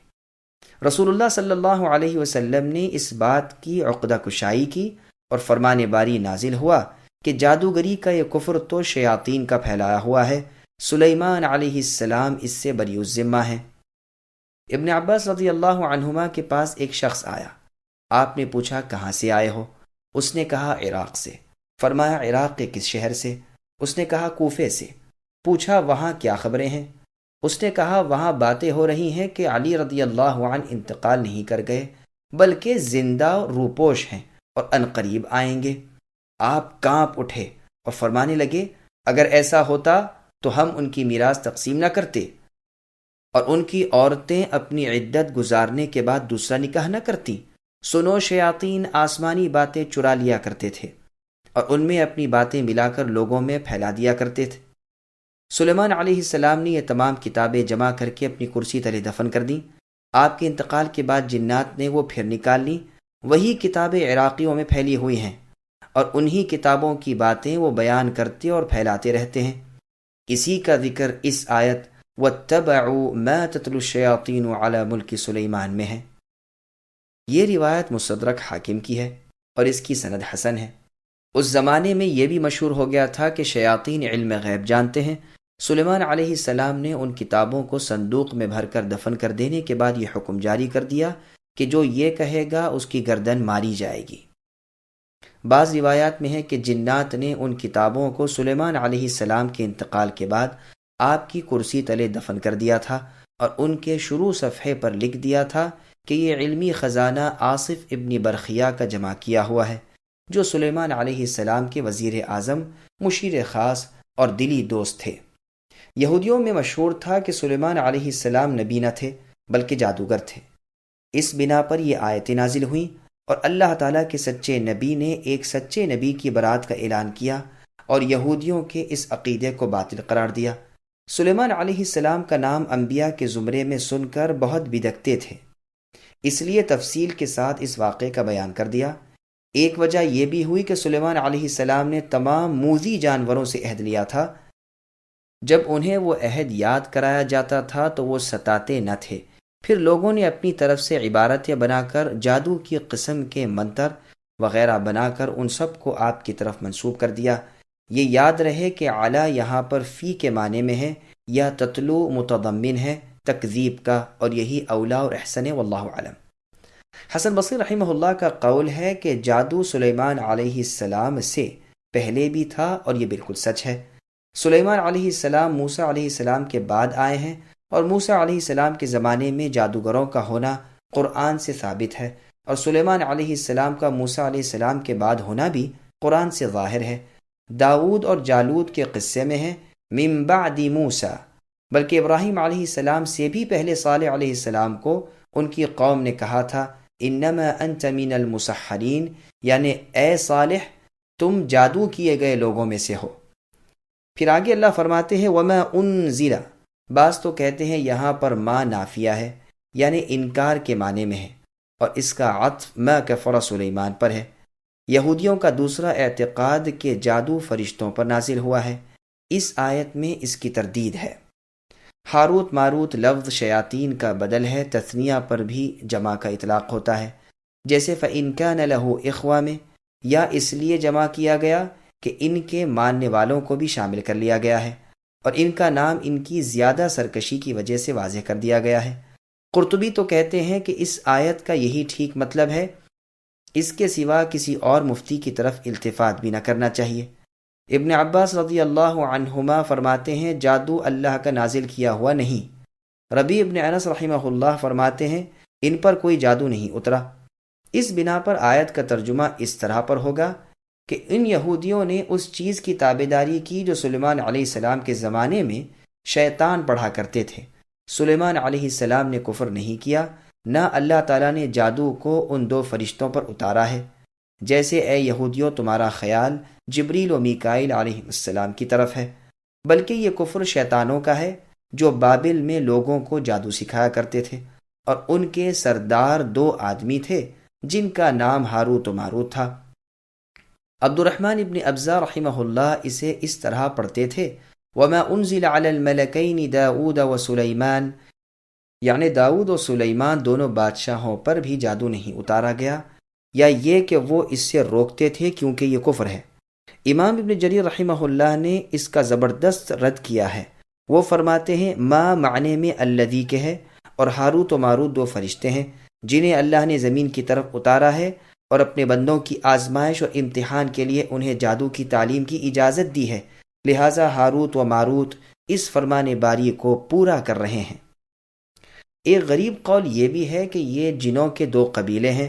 ملکین یعنی بادشاہوں کی قراءت پر انزال خلق کے معنی میں ہوگا، جیسے فرمایا وَأَنزَلَ لَكُم مِّنَ الْأَنْعَامِ ثَمَانِيَةَ أَزْوَاجٍ، اور فرمایا وَأَنزَلْنَا الْحَدِيدَ، اور کہا وَيُنَزِّلُ لَكُم مِّنَ السَّمَاءِ رِزْقًا، یعنی ہم نے تمہارے لیے 8 قسم کے چوپائے پیدا کیے، لوہا بنایا، آسمان سے روزیاں اتاری۔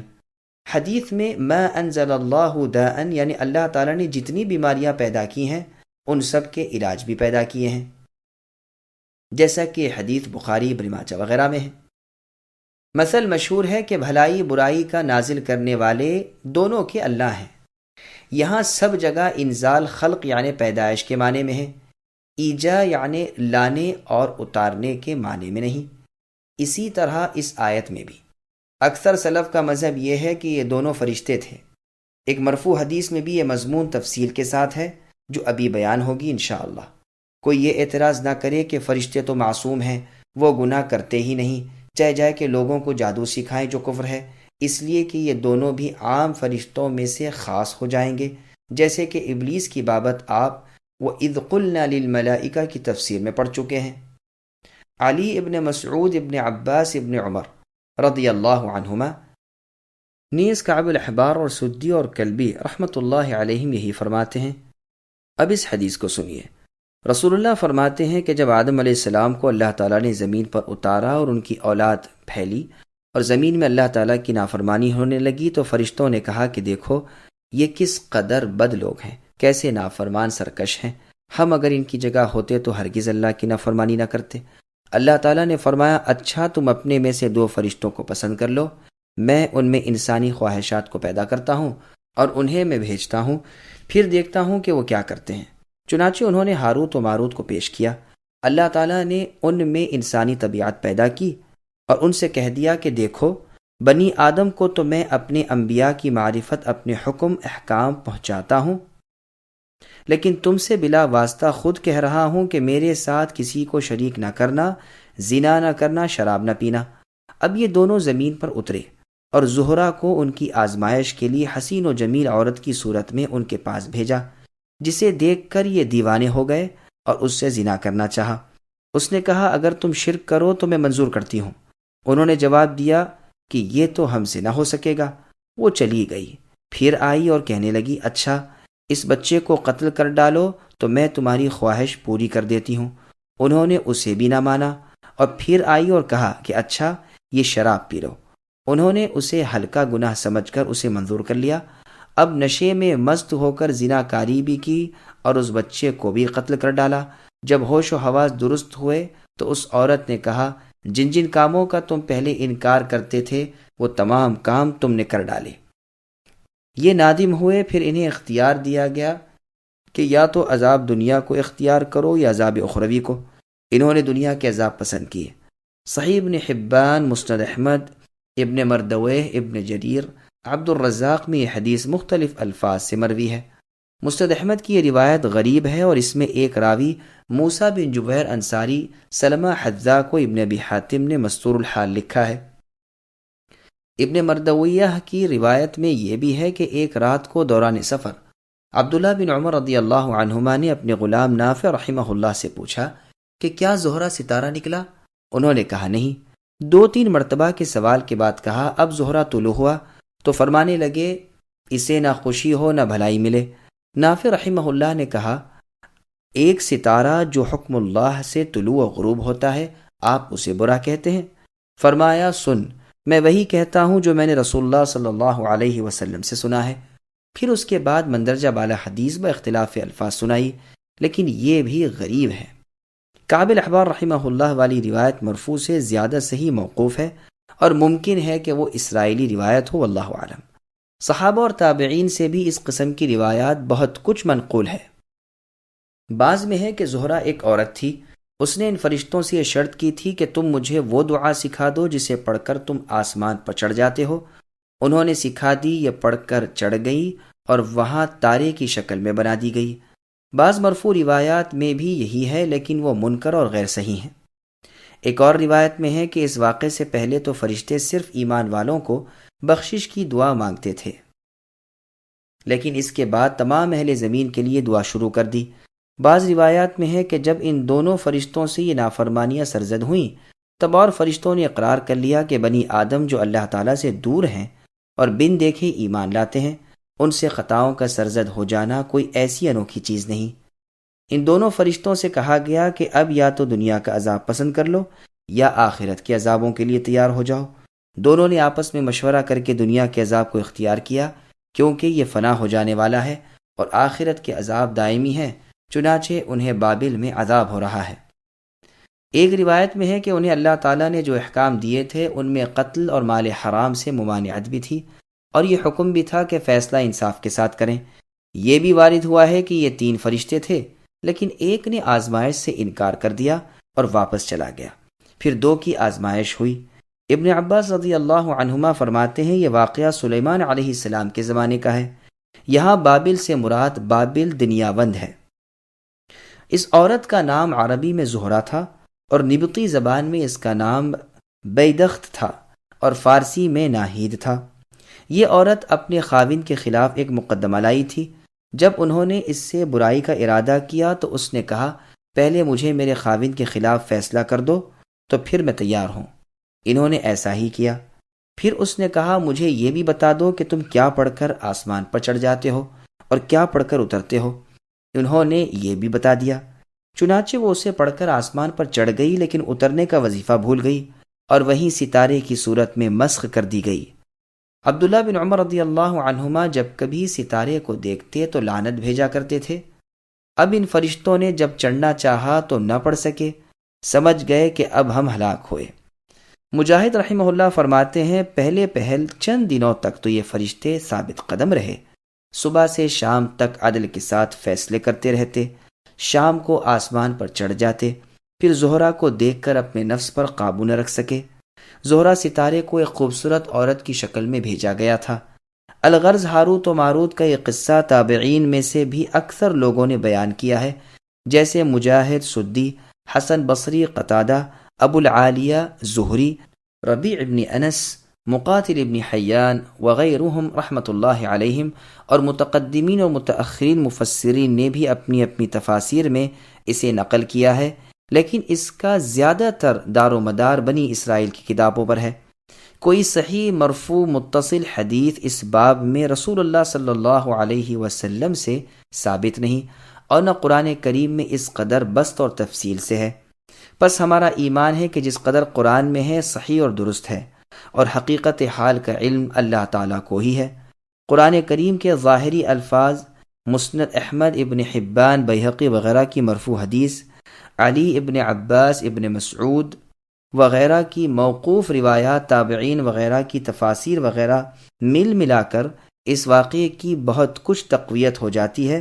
نہ اس میں کوئی محال عقلی ہے، نہ اس میں کسی اصول اسلامی کا خلاف ہے۔ پھر ظاہر سے ہٹ کر بے جا تکلفات اٹھانے کی کوئی ضرورت باقی نہیں رہ جاتی۔ واللہ اعلم۔ ابن جریر رحمہ اللہ کی تفسیر میں ایک غریب اثر اور ایک عجیب واقعہ ہے، اسے بھی سنیے۔ عائشہ رضی اللہ عنہا فرماتی ہیں کہ دومت الجندل کی ایک عورت رسول اللہ صلی اللہ علیہ وسلم کے انتقال کے تھوڑے ہی عرصے بعد آپ کی تلاش میں آئی، اور رسول اللہ کے انتقال کی خبر پا کر بے چین ہو کر رونے پیٹنے لگی۔ میں نے اس سے پوچھا کہ آخر کیا بات ہے، تو اس نے کہا کہ مجھ میں اور میرے شوہر میں ہمیشہ ناچاقی رہا کرتی تھی۔ ایک مرتبہ وہ مجھے چھوڑ کر کہیں چلا گیا۔ ایک بڑھیا سے میں نے یہ ذکر کیا، اس نے کہا جو میں کہوں وہ کر، وہ خود بخود تیرے پاس آ جائے گا۔ میں تیار ہو گئی۔ وہ رات کے وقت 2 کتے لے کر میرے پاس آئی، ایک پر وہ خود سوار ہوئی، دوسرے پر میں بیٹھ گئی۔ تھوڑی ہی دیر میں ہم دونوں بابل گئیں۔ میں نے دیکھا کہ 2 شخص ادھر لٹکے ہوئے ہیں اور لوہے میں جکڑے ہوئے ہیں۔ اس عورت نے مجھ سے کہا ان کے پاس جا اور ان سے کہہ کہ میں جادو سیکھنے آئی ہوں۔ میں نے ان سے کہا، انہوں نے کہا سن، ہم تو آزمائش میں ہیں، تو جادو نہ سیکھ، اس کا سیکھنا کفر ہے۔ میں نے کہا میں تو سیکھوں گی۔ انہوں نے کہا اچھا پھر جا اور اس تنور میں پیشاب کر کے آ۔ میں گئی، ارادہ کیا، لیکن کچھ دہشت سی طاری ہوئی۔ میں واپس گئی اور کہا میں فارغ ہو آئی۔ انہوں نے پوچھا کیا دیکھا؟ میں نے کہا کچھ نہیں۔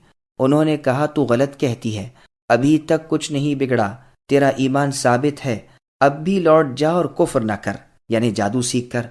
میں نے کہا مجھے تو جادو سیکھنا ہے۔ انہوں نے پھر کہا جا اور اس تنور میں پیشاب کر آ۔ میں پھر گئی، لیکن اب کی مرتبہ بھی دل نہ چلا، واپس آئی۔ پھر اسی طرح سوال و جواب ہوئے۔ میں تیسری مرتبہ پھر تنور کے پاس گئی اور دل کڑا کر کے پیشاب کرنے کو بیٹھ گئی۔ میں نے دیکھا کہ ایک گھڑ سوار منہ پر نقاب ڈالے نکلا اور آسمان پر چڑھ گیا۔ میں واپس چلی آئی، ان سے ذکر کیا۔ انہوں نے کہا ہاں، اب کی مرتبہ تو سچ کہتی ہے، وہ تیرا ایمان تھا جو تجھ میں سے نکل گیا، اب چلی جا۔ میں آئی اور اس بڑھیا سے کہا کہ انہوں نے تو مجھے کچھ بھی نہیں سکھایا۔ اس نے کہا بس تجھے سب کچھ آ گیا، اب تو جو کہے گی ہو جائے گا۔ میں نے آزمائش کے لیے ایک دانہ گیہوں کا لیا، اسے زمین پر ڈال کر کہا اگ جا، وہ فوراً اگ گیا۔ میں نے کہا تجھ میں بالی پیدا ہو جائے، چنانچہ ہو گئیں۔ میں نے کہا سوکھ جا، وہ بالی سوکھ گئی۔ میں نے کہا الگ الگ دانہ ہو جا، وہ بھی ہو گیا۔ پھر میں نے کہا سوکھ جا، تو سوکھ گیا۔ پھر میں نے کہا آٹا بن جا، تو آٹا بن گیا۔ میں نے کہا روٹی پک جا، تو روٹی پک گئی۔ یہ دیکھتے ہی میرا دل نادم ہونے لگا اور مجھے اپنے بے ایمان ہو جانے کا صدمہ ہونے لگا۔ اے ام المؤمنین، قسم اللہ کی نہ میں نے اس جادو سے کوئی کام لیا نہ کسی پر کیا۔ میں یوں ہی روتی پیٹتی رسول اللہ صلی اللہ علیہ وسلم کی خدمت میں حاضر ہوئی کہ رسول اللہ سے کہوں، لیکن افسوس بدقسمتی سے رسول اللہ کو بھی میں نے نہ پایا۔ اب میں کیا کروں؟ اتنا کہہ کر پھر اس نے بین و بکا شروع کی اور اس قدر روئی کہ ہر ایک کو اس پر ترس آنے لگا۔ صحابہ کرام رضی اللہ عنہم بھی حیران تھے کہ اسے کیا فتویٰ دیں۔ آخر بعض صحابہ رضی اللہ عنہم نے کہا، اب سوائے اس کے اور کیا ہو سکتا ہے کہ تم اس فعل کو نہ کرو، توبہ استغفار کرو اور اپنے ماں باپ کی خدمت گزاری کرتی رہو۔ اس واقعے کی اسناد بالکل صحیح ہیں۔ یہاں یہ بھی خیال رکھنا چاہیے کہ صحابہ رضی اللہ عنہم فتویٰ دینے میں بہت احتیاط کرتے تھے کہ چھوٹی سی بات بتانے میں بھی تعامل ہوتا تھا۔ آج ہم بڑی سے بڑی بات بھی اٹکل اور رائے و قیاس سے گھڑ گھڑا کر بتا دیتے ہیں، بالکل نہیں رکتے۔ بعض لوگ کہتے ہیں کہ عین چیز جادو کے زور سے پلٹ جاتی ہے، اور بعض کہتے ہیں نہیں، صرف دیکھنے والے کو ایسا خیال پڑتا ہے، اصل چیز جیسی ہوتی ہے ویسی ہی رہتی ہے۔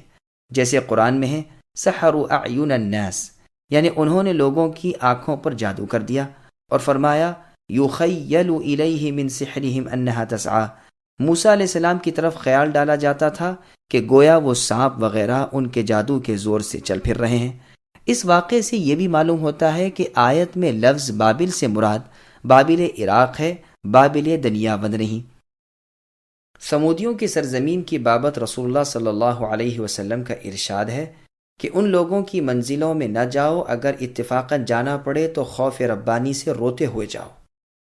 چونکہ ہاروت و ماروت کو اللہ تعالیٰ نے خیر و شر، کفر و ایمان کا علم دے رکھا ہے، اس لیے ہر ایک کفر کی طرف جھکنے والے کو نصیحت کرتے ہیں اور ہر طرح روکتے ہیں۔ جب نہیں مانتا تو وہ کلمات اس سے کہہ دیتے ہیں، اس کا نور ایمان جاتا رہتا ہے، ایمان سے ہاتھ دھو بیٹھتا ہے اور جادو آ جاتا ہے۔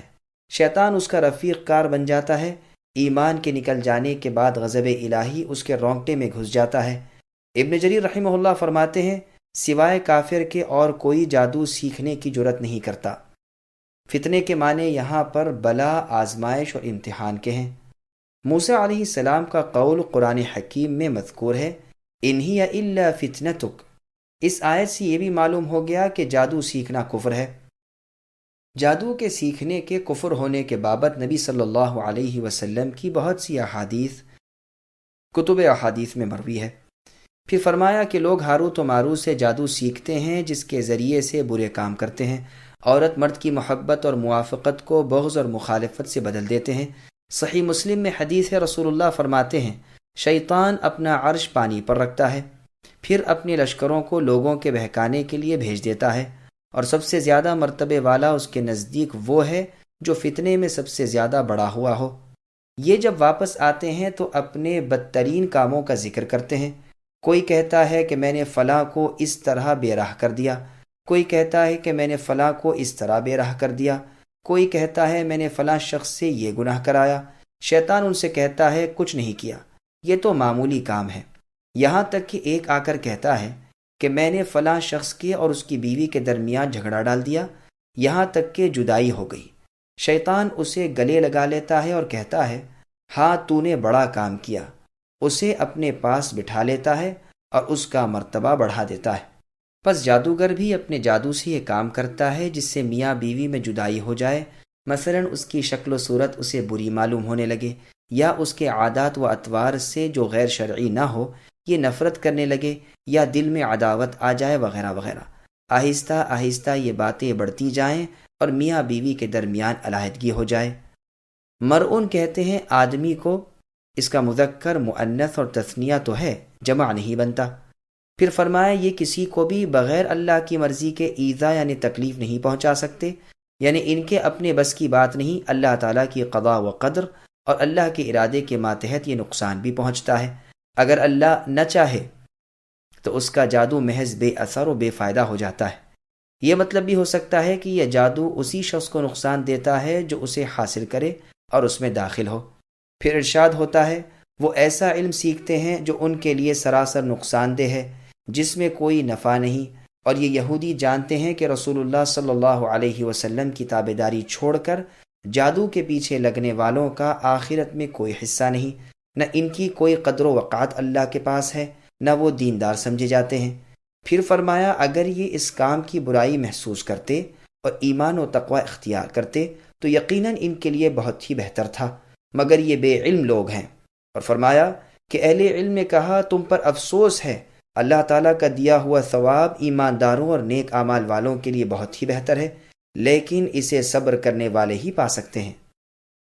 بزرگان دین نے اس آیت سے یہ بھی استدلال کیا ہے کہ جادوگر کافر ہے، کیونکہ آیت میں ہے وَلَوْ أَنَّهُمْ آمَنُوا وَاتَّقَوْا، فرمایا ہے۔ امام احمد رحمہ اللہ اور سلف کی ایک جماعت بھی جادو سیکھنے والے کو کافر کہتی ہے۔ بعض کافر تو نہیں کہتے، لیکن فرماتے ہیں کہ جادوگر کی حد یہ ہے کہ اسے قتل کر دیا جائے۔ بجالہ بن عبید رحمہ اللہ کہتے ہیں عمر رضی اللہ عنہ نے اپنے ایک فرمان میں لکھا تھا کہ ہر ایک جادوگر مرد عورت کو قتل کر دو۔ صحیح بخاری میں ہے ام المؤمنین حفصہ رضی اللہ عنہا پر ان کی ایک لونڈی نے جادو کیا جس پر اسے قتل کیا گیا۔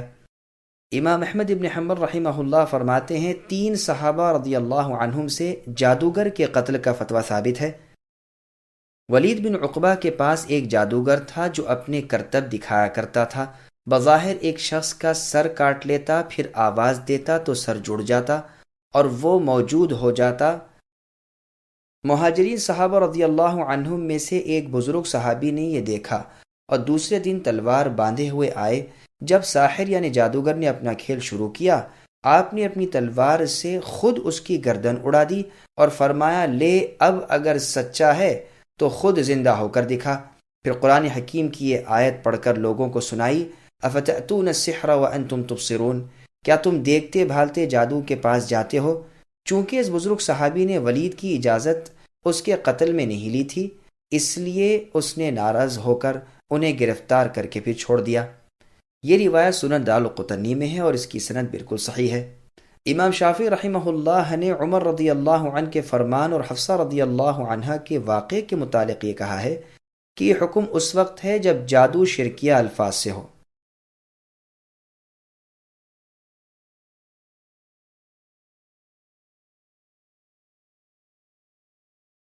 جادو کا وجود۔ معتزلہ گمراہ عقل پرست فرقہ جادو کے وجود کا منکر ہے۔ یہ گروہ والے کہتے ہیں جادو کوئی چیز نہیں، بلکہ بعض لوگ تو بعض دفعہ اتنا بڑھ جاتے ہیں کہ کہتے ہیں جو جادو کا وجود مانتا ہو وہ کافر ہے، لیکن اہل السنہ جادو کے وجود کے قائل ہیں۔ یہ مانتے ہیں کہ جادوگر اپنے جادو کے زور سے ہوا پر اڑ سکتے ہیں اور انسان کو بظاہر گدھا اور گدھے کو بظاہر انسان بنا ڈالتے ہیں، مگر کلمات اور منتر وغیرہ کے وقت ان چیزوں کو پیدا کرنے والے اللہ تعالیٰ ہی ہوتے ہیں۔ آسمان کو اور تاروں کو تاثیر پیدا کرنے والے اہل سنت نہیں مانتے۔ فلسفے اور نجوم والے اور بے دین لوگ تو تاروں کو اور آسمان کو ہی اثر پیدا کرنے والے جانتے ہیں۔ اہل سنہ کی ایک دلیل تو آیت وما ہم بضارین ہے، اور دوسری دلیل خود نبی صلی اللہ علیہ وسلم پر جادو کیا جانا اور رسول اللہ پر اس کا اثر ہونا ہے۔ تیسرے اس عورت کا واقعہ جسے عائشہ رضی اللہ عنہا نے بیان فرمایا ہے، جس کا ذکر امام ابن جریر کی تفسیر کے حوالے سے گزر چکا ہے، اور بھی 20 ایسے ہی واقعات وغیرہ ہیں۔ کیا جادو سیکھنا جائز ہے؟ رازی نے اپنی تفسیر میں لکھا ہے کہ جادو کا حاصل کرنا برا نہیں۔ محققین کا یہی قول ہے، اس لیے کہ وہ بھی ایک علم ہے، اور اللہ تعالیٰ فرماتے ہیں قُلْ هَلْ يَسْتَوِي الَّذِينَ يَعْلَمُونَ وَالَّذِينَ لَا يَعْلَمُونَ، یعنی علم والے اور بے علم برابر نہیں ہوتے۔ اور اس لیے بھی کہ یہ معلوم ہوگا تو اس سے معجزے اور جادو میں پوری طرح فرق واضح ہو جائے گا، اور معجزے کا علم واجب ہے اور وہ موقوف ہے جادو کے سیکھنے پر جس سے فرق معلوم ہو، پس جادو کا سیکھنا بھی واجب ہوا۔ رازی کا یہ قول بالکل غلط ہے۔ اگر عقلاً وہ اسے برا نہ بتائیں تو معتزلہ موجود ہیں جو عقلاً بھی اس یعنی جادو کی برائی کے قائل ہیں، اور اگر شرعاً برا نہ بتاتے ہوں تو قرآن کی یہ آیت شرعی برائی بتانے کے لیے کافی ہے۔ سنن نسائی کی ایک حدیث میں ہے کہ جس نے گرہ لگائی اور اس میں پھونکا اس نے جادو کیا۔ پس رازی کا یہ قول غلط ہے۔ ان کا یہ کہنا محققین کا قول یہی ہے، یہ بھی ٹھیک نہیں۔ آخر ان محققین کے ایسے اقوال کہاں ہیں؟ ائمہ اسلام میں سے کس نے یہ کہا ہے؟ پھر حل یستوی الذین یعلمون والذین لا یعلمون کی آیت کو پیش کرنا بھی سوائے جرأت کے اور کچھ نہیں، کیونکہ آیت میں علم سے مراد دینی علم ہے، آیت میں شرعی علم والے علماء کی فضیلت بیان ہوئی ہے۔ پھر ان کا یہ قول کہ اسی سے معجزے کا علم حاصل ہوتا ہے، یہ تو بالکل واہی، محض غلط اور فاسد ہے، اس لیے کہ ہمارے رسول محمد صلی اللہ علیہ وسلم کا سب سے بڑا معجزہ قرآن حکیم ہے، جو باطل سے سراسر محفوظ ہے، لیکن اس معجزے کے ماننے کے لیے جادو کا علم جاننے پر موقف نہیں۔ وہ لوگ جنہیں جادو سے دور کا بھی تعلق نہیں، وہ بھی اسے یعنی قرآن کو معجزہ مان گئے۔ صحابہ رضی اللہ عنہم، تابعین، ائمۃ المسلمین، بلکہ عام مسلمان بھی اس قرآن کو معجزہ مانتے ہیں، حالانکہ ان تمام میں سے کبھی ایک بھی جادو جاننا تو کیا، جادو کے پاس تک نہیں پھٹکا، نہ سیکھا نہ سکھایا، نہ کیا نہ کرایا، بلکہ ان سب کاموں کو کفر کہتے رہے۔ پھر یہ دعویٰ کرنا کہ معجزے کا جاننا واجب ہے اور جادو اور معجزے کا فرق جادو کے جاننے پر موقوف ہے، لہٰذا جادو کا سیکھنا واجب، یہ کس قدر محمل اور کس قدر غلط دعویٰ ہے۔ رازی نے جادو کی کئی قسمیں بیان کی ہیں، اور جو 8 قسم کے جادو رازی نے ذکر کیے ہیں یہ صرف باعتبار لفظ کے ہیں، کیونکہ عربی زبان میں سحر یعنی جادو ہر اس چیز کو کہتے ہیں جو بہت لطیف اور باریک ہو اور ظاہر میں انسان کی نگاہوں سے اس کے اسباب پوشیدہ رہ جائیں۔ اسی لیے ایک حدیث میں ہے، جس کو امام بخاری لے کر آئے ہیں، جس میں ہے کہ بعض بیان بھی جادو ہوتا ہے، اور اسی لیے صبح کے اول وقت کو سحور کہتے ہیں کہ وہ مخفی ہوتا ہے، اور اس رگ کو بھی سحر کہتے ہیں جو غذا کی نالی ہے۔ ابو جہل نے بدر کے دن یہی کہا تھا کہ اس کا سحر یعنی رگ طعام کھانے کی رگ خوف کے مارے پھول گئی۔ عائشہ رضی اللہ عنہ فرماتی ہیں، جسے امام بخاری لائے ہیں، کہ میرے سحر و نحر کے درمیان رسول صلی اللہ علیہ وسلم فوت ہوئے۔ تو نحر سے مراد سینہ اور سحر سے مراد رگ غذا ہے۔ قرآن میں بھی ہے سحروا اعین الناس، یعنی لوگوں کی نگاہوں سے اپنا کام مخفی کر کے انجام دیا۔ ابو عبداللہ قرطبی رحمہ اللہ کہتے ہیں، ہم کہتے ہیں کہ جادو ہے اور مانتے ہیں کہ جب اللہ کو منظور ہوتا ہے وہ جادو کے وقت جو چاہتے ہیں کر دیتے ہیں۔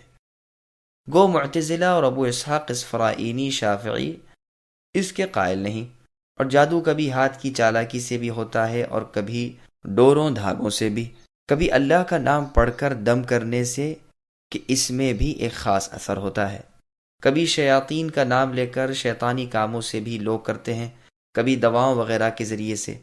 صحیح بخاری اور مسلم میں ہے، رسول اللہ صلی اللہ علیہ وسلم فرماتے ہیں کہ بعض بیان جادو ہے، اس کے 2 مطلب ہو سکتے ہیں، ایک تو یہ کہ بطور تعریف کے رسول اللہ نے فرمایا ہو، اور ممکن ہے کہ بطور مذمت کے یہ ارشاد ہوا ہو کہ وہ اپنی غلط بات اس طرح بیان کرتا ہے کہ سچ معلوم ہوتی ہے۔ جیسے ایک اور حدیث میں ہے کہ کبھی میرے پاس تم مقدمہ لے کر آتے ہو اور ایک شخص اپنی چرب زبانی سے اپنے غلط دعوے کو صحیح ثابت کر دیتا ہے۔ وزیر ابو المظفر یحییٰ بن محمد بن حبیرہ رحمۃ اللہ علیہ نے اپنی کتاب الاشراف علی مذاہب الاشراف میں سحر کے باب میں کہا ہے کہ اجماع ہے کہ جادو کی حقیقت ہے، لیکن ابو حنیفہ اس کے قائل نہیں۔ جادو کے سیکھنے والے اور اسے استعمال میں لانے والے کو ابو حنیفہ، امام مالک اور امام احمد رحمہم اللہ کافر بتاتے ہیں۔ ابو حنیفہ کے بعض شاگردوں کا قول ہے کہ اگر جادو کو بچاؤ کے لیے سیکھے تو کافر نہیں ہوتا، ہاں جو اس کا اعتقاد رکھے اور اسے نفع دینے والا سمجھے وہ کافر ہے۔ اور اسی طرح جو یہ خیال کرتا ہے کہ شیاطین یہ کام کرتے ہیں اور اتنی قدرت رکھتے ہیں وہ بھی کافر ہے۔ امام شافعی رحمہ اللہ فرماتے ہیں جادوگر سے دریافت کیا جائے اگر وہ بابل والوں کا سا عقیدہ رکھتا ہو اور 7 ستاروں کو تاثیر پیدا کرنے والا جانتا ہو تو کافر ہے، اگر یہ نہ ہو اور جادو کو جائز جانتا ہو تو بھی کافر ہے۔ امام مالک اور امام احمد رحمہم اللہ کا قول یہ بھی ہے کہ جادوگر جب جادو کرے اور جادو کو استعمال میں لائے اسے وہیں قتل کر دیا جائے۔ امام شافعی رحمہ اللہ اور ابو حنیفہ کہتے ہیں جب تک بار بار نہ کرے یا کسی معین شخص کے بارے میں خود اقرار نہ کرے تب تک قتل نہ کیا جائے۔ تینوں امام یعنی امام مالک، شافعی اور احمد بن حنبل فرماتے ہیں کہ اس کا قتل بوجہ حد کے ہے، مگر امام شافعی رحمہ اللہ کا بیان ہے کہ بوجہ قصاص کے ہے۔ امام مالک رحمہ اللہ اور ابو حنیفہ اور ایک مشہور قول میں امام احمد رحمہ اللہ کا فرمان ہے کہ جادوگر سے توبہ بھی نہ کرائی جائے، کیونکہ اس کی توبہ سے اس پر سے حد نہیں ہٹے گی، اور امام شافعی کا قول ہے کہ اس کی توبہ مقبول ہوگی۔ ایک روایت میں امام احمد کا بھی یہی قول ہے۔ اہل کتاب کا جادوگر بھی ابو حنیفہ کے نزدیک قتل کر دیا جائے گا، لیکن امام مالک، شافعی، احمد بن حنبل رحمہم اللہ کا مذہب اس کے برخلاف ہے۔ لبید بن عاصم یہودی نے رسول اللہ پر جادو کیا تھا اور آپ نے اس کے باوجود اس کے قتل کرنے کو نہیں فرمایا۔ اگر کوئی مسلمان عورت جادوگرنی ہو، اس کے بارے میں ابو حنیفہ فرماتے ہیں کہ اسے قید کر دیا جائے، اور امام احمد بن حنبل کہتے ہیں کہ اسے بھی مرد کی طرح قتل کر دیا جائے، اور امام احمد کا قول ہی دلائل کی روح سے زیادہ قوی اور قرین صواب ہے، واللہ اعلم۔ زہری رحمہ اللہ کا قول ہے کہ مسلمان جادوگر قتل کر دیا جائے اور مشرک قتل نہ کیا جائے۔ امام مالک رحمہ اللہ فرماتے ہیں اگر ذمی کے جادو سے کوئی مر جائے تو ذمی کو بھی مار ڈالنا چاہیے۔ انہوں نے یہ بھی کہا کہ پہلے تو اسے کہا جائے کہ توبہ کر، اگر وہ توبہ کر لے اور اسلام قبول کرے تو خیر، ورنہ قتل کر دیا جائے۔ اور یہ بھی آپ سے مروی ہے کہ اگرچہ اسلام قبول کر لے تاہم قتل کر دیا جائے اس جادوگر کو جس کے جادو میں شرکیہ الفاظ ہوں۔ ائمہ امام شافعی، امام مالک، احمد اور دیگر ائمہ اسلام اہل الحدیث رحمۃ اللہ علیہم وغیرہ کافر کہتے ہیں، کیونکہ قرآن میں ہے فلا تکفر، پس تو جادو سیکھ کر کفر کا ارتکاب نہ کر۔ امام مالک رحمہ اللہ فرماتے ہیں جب اس پر غلبہ پا لیا جائے پھر وہ توبہ کرے تو توبہ قبول نہیں، جیسے زندیق بے دین، ہاں اس سے پہلے اگر توبہ کر لے تو قبول ہوگی۔ اگر اس کے جادو سے کوئی مر گیا پھر تو بہر صورت مارا جائے گا، یعنی قصاص میں۔ امام شافعی رحمہ اللہ فرماتے ہیں اگر وہ کہے کہ مار ڈالنے کے لیے میں نے اس پر جادو نہیں کیا تو قتل خطا کی دیت جرمانہ لے لی جائے۔ جادوگر سے اس کے جادو کو اتروانے کی سعید بن مسیب رحمہ اللہ نے اجازت دی ہے، جیسے کہ صحیح بخاری میں ہے۔ عامر شعبی رحمہ اللہ بھی اس میں کوئی حرج نہیں بتاتے، لیکن حسن بصری رحمہ اللہ اسے مکروہ بتاتے ہیں۔ عائشہ رضی اللہ عنہا نے رسول اللہ صلی اللہ علیہ وسلم کی خدمت میں عرض کیا تھا کہ آپ کیوں جادو کھلواتے نہیں؟ تو آپ نے فرمایا مجھے تو اللہ تعالیٰ نے شفا دے دی اور میں لوگوں پر برائی کھلوانے سے ڈرتا ہوں۔ یہ روایت بخاری کی ہے۔ وہب رحمۃ اللہ علیہ فرماتے ہیں بیری کے 7 پتے لے کر سل بٹے پر مالیدہ بنا کر پانی ملا لیا جائے، پھر آیت الکرسی پڑھ کر اس پر دم کر دیا جائے، اور جس پر جادو کیا گیا ہے اسے 3 گھونٹ پلا دیا جائے اور باقی پانی سے غسل کرا دیا جائے، انشاءاللہ جادو کا اثر جاتا رہے گا۔ یہ عمل خصوصیت سے اس شخص کے لیے بہت ہی اچھا ہے جو اپنی بیوی سے روک دیا گیا ہو۔ جادو کو دور کرنے اور اس کے اثر کو زائل کرنے کے لیے سب سے اعلیٰ چیز قل اعوذ برب الفلق اور قل اعوذ برب الناس کی صورتیں ہیں۔ سنن نسائی کی حدیث میں ہے کہ ان جیسا کوئی تعویذ یعنی استعاذہ نہیں۔ اسی طرح آیت الکرسی بھی شیطان کو دفع کرنے میں اعلیٰ درجے کی چیز ہے، جیسا کہ صحیح بخاری کی حدیث میں ہے۔ يا أيها الذين آمنوا لا تقولوا راعنا وقولوا انظرنا واسمعوا وللكافرين عذاب أليم ما يود الذين كفروا من أهل الكتاب ولا المشركين أن ينزل عليكم من خير من ربكم والله يختص برحمته من يشاء واللہ ذو الفضل العظیم۔ اے ایمان والو، تم راعینا نہ کہا کرو بلکہ انظرنا کہو، یعنی ہماری طرف دیکھتے اور سنتے رہا کرو، اور کافروں کے لیے دردناک عذاب ہیں۔ نہ تو اہل کتاب کے کافر چاہتے ہیں نہ مشرکین چاہتے ہیں کہ تم پر اے مسلمانوں تمہارے رب کی کوئی بھلائی نازل ہو۔ ان کے اس حسد سے کیا ہوا؟ اللہ تعالیٰ جسے چاہیں اپنی رحمت خصوصیت سے عطا فرمائے، اللہ تعالیٰ بڑے فضل والے ہیں۔ سامعین اب اس کی تفسیر سماعت کیجیے، غیر مسلموں کی مشابہت اختیار کرنا کیسا ہے۔ اس آیت میں اللہ تعالیٰ اپنے مؤمن بندوں کو کافروں کی بول چال اور ان کے کاموں کی مشابہت سے روک رہے ہیں۔ یہودی بعض الفاظ زبان دبا کر بولتے تھے اور مطلب برا لیتے تھے۔ جب انہیں یہ کہنا ہوتا کہ ہماری سنیے تو کہتے تھے راعنا، اور مراد اس سے رعونت اور سرکشی لیتے تھے، جیسے اور جگہ اللہ تعالیٰ کا بیان ہے من الذین ہادوا الآیہ، یعنی یہودیوں میں ایسے لوگ بھی ہیں جو باتوں کو اصلیت سے ہٹا دیتے ہیں اور کہتے ہیں ہم سنتے ہیں لیکن مانتے نہیں، اپنی زبانوں کو موڑ توڑ کر دین میں تانہ زنی کے لیے راعنا کہتے ہیں۔ اگر یہ کہتے کہ ہم نے سنا اور مانا، ہماری بات سنیے اور ہماری طرف توجہ کیجیے، تو یہ ان کے لیے بہتر اور مناسب ہوتا، لیکن ان کے کفر کی وجہ سے اللہ نے انہیں اپنی رحمت سے دور کر دیا ہے، ان میں ایمان بہت ہی کم ہے۔ احادیث میں یہ بھی آیا ہے کہ جب یہ لوگ سلام کرتے ہیں تو السلام علیکم کہتے ہیں، اور سام کے معنی موت کے ہیں، تو تم ان کے جواب میں وعلیکم کہا کرو، ہماری دعا ان کے حق میں قبول ہوگی اور ان کی بد دعا ہمارے حق میں قبول نہیں ہوگی۔ یہ حدیث بخاری اور مسلم کی ہے۔ الغرض قول و فعل میں ان سے مشابہت کرنی منع ہے۔ مسند احمد کی حدیث میں ہے، میں قیامت کے قریب تلوار کے ساتھ بھیجا گیا ہوں، میری روزی حق تعالیٰ نے میرے نیزے تلے رکھی ہے، ذلت اور پستی اس کے لیے ہے جو میرے احکام کا خلاف کرے، اور جو شخص کسی غیر مسلم قوم سے مشابہت کرے وہ انہی میں سے ہے۔ اور سنن ابی داؤد میں بھی یہ مشابہت والا حصہ مروی ہے۔ اس آیت اور حدیث سے ثابت ہوا کہ کفار کے اقوال و افعال، یعنی ان کی باتوں اور ان کے کاموں، نیز ان کے لباس، عید اور عبادت میں ان کی مشابہت کرنا جو ہمارے لیے مشروع اور مقرر نہیں، سخت منع ہے، اور اس پر شریعت میں عذاب کی دھمکی اور سخت ڈراوا اور حرمت کی اطلاع دی گئی ہے۔ ابن مسعود رضی اللہ عنہ فرماتے ہیں کہ جب تم قرآن کریم میں یا ایھا الذین آمنوا سنو تو کان لگا دو اور دل سے متوجہ ہو جایا کرو، کیونکہ یا تو کسی برائی سے ممانعت ہوگی، یعنی کسی برے کام سے روکا جائے گا، یا کسی نیکی کا حکم ہوگا۔ خیثمہ رضی اللہ عنہ فرماتے ہیں تورات میں بنی اسرائیل کو خطاب کرتے ہوئے اللہ تعالیٰ نے یا ایھا المساکین فرمایا ہے، لیکن امت محمدیہ صلی اللہ علیہ وسلم کو یا ایھا الذین آمنوا کے معزز یعنی باعزت خطاب سے سرفراز فرمایا ہے۔ رائنا کے معنی ہماری طرف کان لگانے کے ہیں، جیسے عاطنہ۔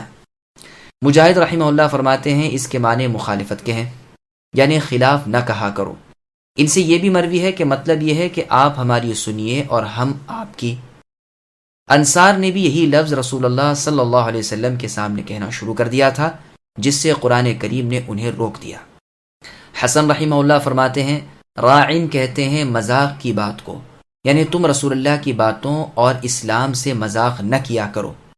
ابو صخر رحمہ اللہ کہتے ہیں جب رسول اللہ جانے لگتے تو جنہیں کوئی بات کہنی ہوتی تو وہ کہتے اپنا کان ادھر کیجئے۔ اللہ تعالیٰ نے اس بے ادبی کے کلمے سے روک دیا اور اپنے نبی کی عزت کرنے کی تعلیم فرمائی۔ سدی رحمہ اللہ کہتے ہیں رفاعہ ابن زید یہودی رسول اللہ سے باتیں کرتے ہوئے یہ لفظ کہا کرتا تھا، مسلمانوں نے بھی یہ خیال کر کے کہ یہ لفظ ادب کے ہیں، یہی لفظ بولنے شروع کر دیے، جس پر انہیں روک دیا گیا، جیسے سورہ نساء میں بھی ہے۔ مقصد یہ ہے کہ اس کلمے کو اللہ تعالیٰ نے برا جانا اور اس کے استعمال سے مسلمانوں کو روک دیا، جیسے حدیث میں آیا ہے کہ انگور کو کرم اور غلام کو عبد یعنی بندہ نہ کہو وغیرہ۔ یہ روایت صحیح مسلم نیز بخاری کی ہے۔ اب اللہ تعالیٰ ان بد باطن یہودی لوگوں کے حسد و بغض کو بیان فرماتے ہیں کہ اے مسلمانوں، تمہیں جو اس کامل نبی محمد صلی اللہ علیہ وسلم کے ذریعے کامل شریعت ملی ہے، اس سے یہ تو جل بھن رہے ہیں، ان سے کہہ دو کہ یہ تو اللہ کا فضل ہے، جسے چاہے عنایت فرمائے، وہ بڑے ہی فضل و کرم والے ہیں۔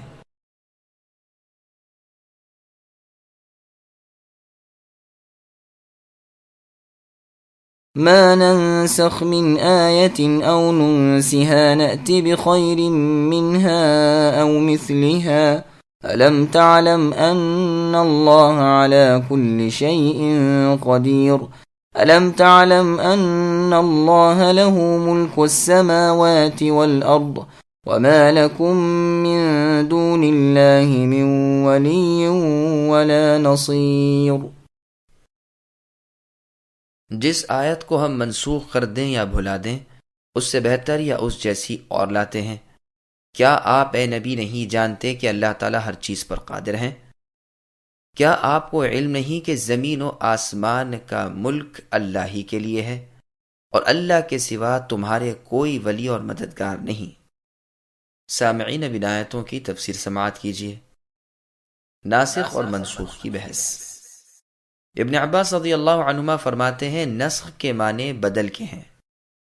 مجاہد رحمہ اللہ فرماتے ہیں مٹانے کے معنی ہیں، جو کبھی لکھنے میں باقی رہتی ہے اور حکم بدل جاتا ہے۔ ابن مسعود رضی اللہ عنہ کے شاگرد اور ابو العالیہ اور محمد ابن کعب القرظی رحمہم اللہ سے بھی اسی طرح مروی ہے۔ ضحاک رحمہ اللہ فرماتے ہیں بھلا دینے کے معنی ہیں۔ عطا رحمہ اللہ فرماتے ہیں چھوڑ دینے کے معنی ہیں۔ سدی رحمہ اللہ کہتے ہیں اٹھا لینے کے معنی ہیں، جیسے آیت الشیخ والشیخۃ اذا زنیا فرجموہما البتہ، یعنی زانی بوڑھا مرد اور زانیہ عورت جب یہ زنا کریں تو سنسار کر دیا کرو، اور جیسے بخاری کی حدیث میں ہے لو كان لابن آدم وادیان من ذهب لابتغى لهما ثالثا، یعنی ابن آدم یعنی آدم کی اولاد کو اگر 2 جنگل سونے کے مل جائیں تو پھر بھی وہ تیسرے کی جستجو میں رہے گا۔ ابن جریر رحمہ اللہ فرماتے ہیں کہ احکام میں تبدیلی ہم کر دیا کرتے ہیں، حلال کو حرام، حرام کو حلال، جائز کو ناجائز، ناجائز کو جائز وغیرہ۔ حکم کرنا، روکنا اور رخصت جائز اور ممنوع کاموں میں نسخ ہوتا ہے۔ ہاں جو خبریں دی گئی ہیں، واقعات بیان کیے گئے ہیں، ان میں رد و بدل اور ناسخ و منسوخ نہیں ہوتا۔ نسخ کے لفظی معنی نقل کرنے کے ہیں، جیسے کتاب کے ایک نسخے سے دوسرا نقل کر لینا۔ اسی طرح یہاں بھی چونکہ ایک حکم کے بدلے دوسرا حکم ہوتا ہے، اس لیے اسے نسخ کہتے ہیں، خواہ حکم کا بدل جانا ہو خواہ الفاظ کا۔ علماء اصول کی عبارتیں اس مسئلے میں گو مختلف ہیں، مگر معنی کے لحاظ سے سب قریب قریب ایک ہی ہیں۔ نسخ کے معنی کسی شرعی حکم کا بعد والی دلیل کی وجہ سے ہٹ جانا ہے۔ کبھی ہلکی چیز کے بدلے بھاری ہوتی ہے، کبھی بھاری کے بدلے ہلکی، اور کبھی کوئی بدل ہی نہیں ہوتا۔ رہے نسخ کے احکام، اس کی قسمیں، اس کی شرائط وغیرہ کے لیے اس فن کی کتابوں کو دیکھنا چاہیے، یہاں تفسیر کے احکام کے بیان کرنے کی جگہ نہیں۔ طبرانی میں ایک روایت ہے کہ 2 آدمیوں نے نبی صلی اللہ علیہ وسلم سے ایک سورت یاد کی تھی، اسے وہ پڑھتے رہے۔ ایک مرتبہ رات کی نماز میں ہر چند اسے پڑھنا چاہا، لیکن قوت حافظہ نے ساتھ نہ دیا۔ گھبرا کر خدمت نبوی میں حاضر ہوئے اور رسول اللہ سے اس کا ذکر کیا۔ رسول اللہ نے فرمایا یہ منسوخ ہو گئی اور بھلا دی گئی، دلوں میں سے نکال لی گئی، تم غم نہ کرو، بے فکر ہو جاؤ۔ زہری نون خفیفہ پیش کے ساتھ پڑھتے تھے۔ اس حدیث کی سند کے ایک راوی سلیمان ابن ارقم ضعیف ہیں، لیکن ابو بکر انباری نے بھی دوسری سند سے اسے مرفوعاً روایت کیا ہے اور اس کی سند ثابت ہے، جیسے قرطبی رحمہ اللہ کا بیان ہے۔ ننسیہا کو ننسعہا بھی پڑھا گیا ہے۔ ننسعہا کے معنی مؤخر کرنے، پیچھے ہٹا دینے کے ہیں۔ ابن عباس رضی اللہ عنہما اس کی تفسیر میں فرماتے ہیں یعنی ہم اسے چھوڑ دیتے ہیں، منسوخ نہیں کرتے۔ ابن مسعود رضی اللہ عنہ کے شاگرد کہتے ہیں یعنی ہم اس کے الفاظ کو باقی رکھتے ہیں اور حکم کو بدل دیتے ہیں۔ عبد ابن عمیر، مجاہد اور عطا رحمہم اللہ سے مروی ہے ہم اسے مؤخر کرتے ہیں اور پیچھے ہٹا دیتے ہیں۔ عطیہ، عوفی، سدی اور ربیع ابن انس رحمہم اللہ کہتے ہیں یعنی منسوخ نہیں کرتے۔ ضحاک رحمہ اللہ فرماتے ہیں یعنی ناسخ کو منسوخ کے پیچھے رکھتے ہیں۔ ابو العالیہ رحمہ اللہ کہتے ہیں اپنے پاس اسے روک لیتے ہیں۔ عمر رضی اللہ عنہ نے خطبے میں ننسئھا پڑھا اور اس کے معنی مؤخر ہونے کے بیان کیے۔ ننسہا جب پڑھیں تو یہ مطلب ہوگا کہ ہم اسے بھلا دیں۔ اللہ تعالیٰ جب حکم کو اٹھا لینا چاہتے ہیں تو وہ نبی صلی اللہ علیہ وسلم کو بھلا دیتے تھے، اس طرح وہ آیت اٹھ جاتی تھی۔ سعد بن ابی وقاص رضی اللہ عنہ ننسیہا پڑھتے تھے تو ان سے قاسم ابن ربیعہ نے کہا کہ سعید بن المسیب رحمہ اللہ تو ننسئھا پڑھتے ہیں، تو انہوں نے فرمایا سعید پر یا سعید کے خاندان پر تو قرآن نہیں اترا۔ اللہ تعالیٰ فرماتے ہیں سنقرئک فلا تنسیٰ، ہم آپ کو اے نبی پڑھائیں گے جسے آپ نہ بھولیں گے، اور فرماتے ہیں وَاذْكُرْ رَبَّكَ اِذَا نَسِيتَ، یعنی جب آپ اے نبی اپنے رب کو بھولنے لگیں تو فوری یاد کر لیا کریں۔ عمر رضی اللہ عنہ کا فرمان ہے کہ علی رضی اللہ عنہ سب سے اچھا فیصلہ کرنے والے اور ابی رضی اللہ عنہ سب سے زیادہ قاری قرآن ہیں، اور ہم ابی رضی اللہ عنہ کا قول چھوڑ دیتے ہیں، اس لیے کہ ابی رضی اللہ عنہ کہتے ہیں میں نے تو جو رسول اللہ صلی اللہ علیہ وسلم سے سنا ہے اسے نہیں چھوڑوں گا، اور اللہ تعالیٰ فرماتے ہیں ما ننسخ الی آخر الآیہ، یعنی ہم جو منسوخ کر دیں یا بھلا دیں اس سے بہتر لاتے ہیں، یا اس جیسا یا اس سے بہتر ہوتا ہے۔ یہ روایت بخاری اور مسند احمد وغیرہ میں ہے۔ یعنی بندوں کی سہولت اور ان کے آرام کے لحاظ سے یا اس جیسا ہوتا ہے، لیکن مصلحت الہی اس پچھلی چیز میں ہوتی ہے۔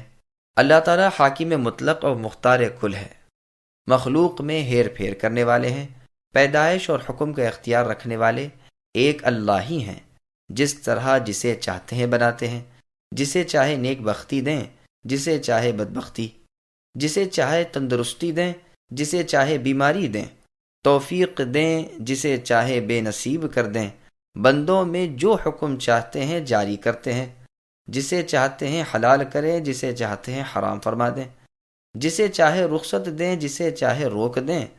وہ اللہ حاکم مطلق ہیں، جو چاہے احکام جاری فرمائے، کوئی اللہ کے حکموں کو رد نہیں کر سکتا، جو چاہے کریں، کوئی اللہ سے باز پرس نہیں کر سکتا۔ وہ بندوں کو آزماتے ہیں اور دیکھتے ہیں کہ وہ نبیوں اور رسولوں کے کیسے تابع دار ہیں۔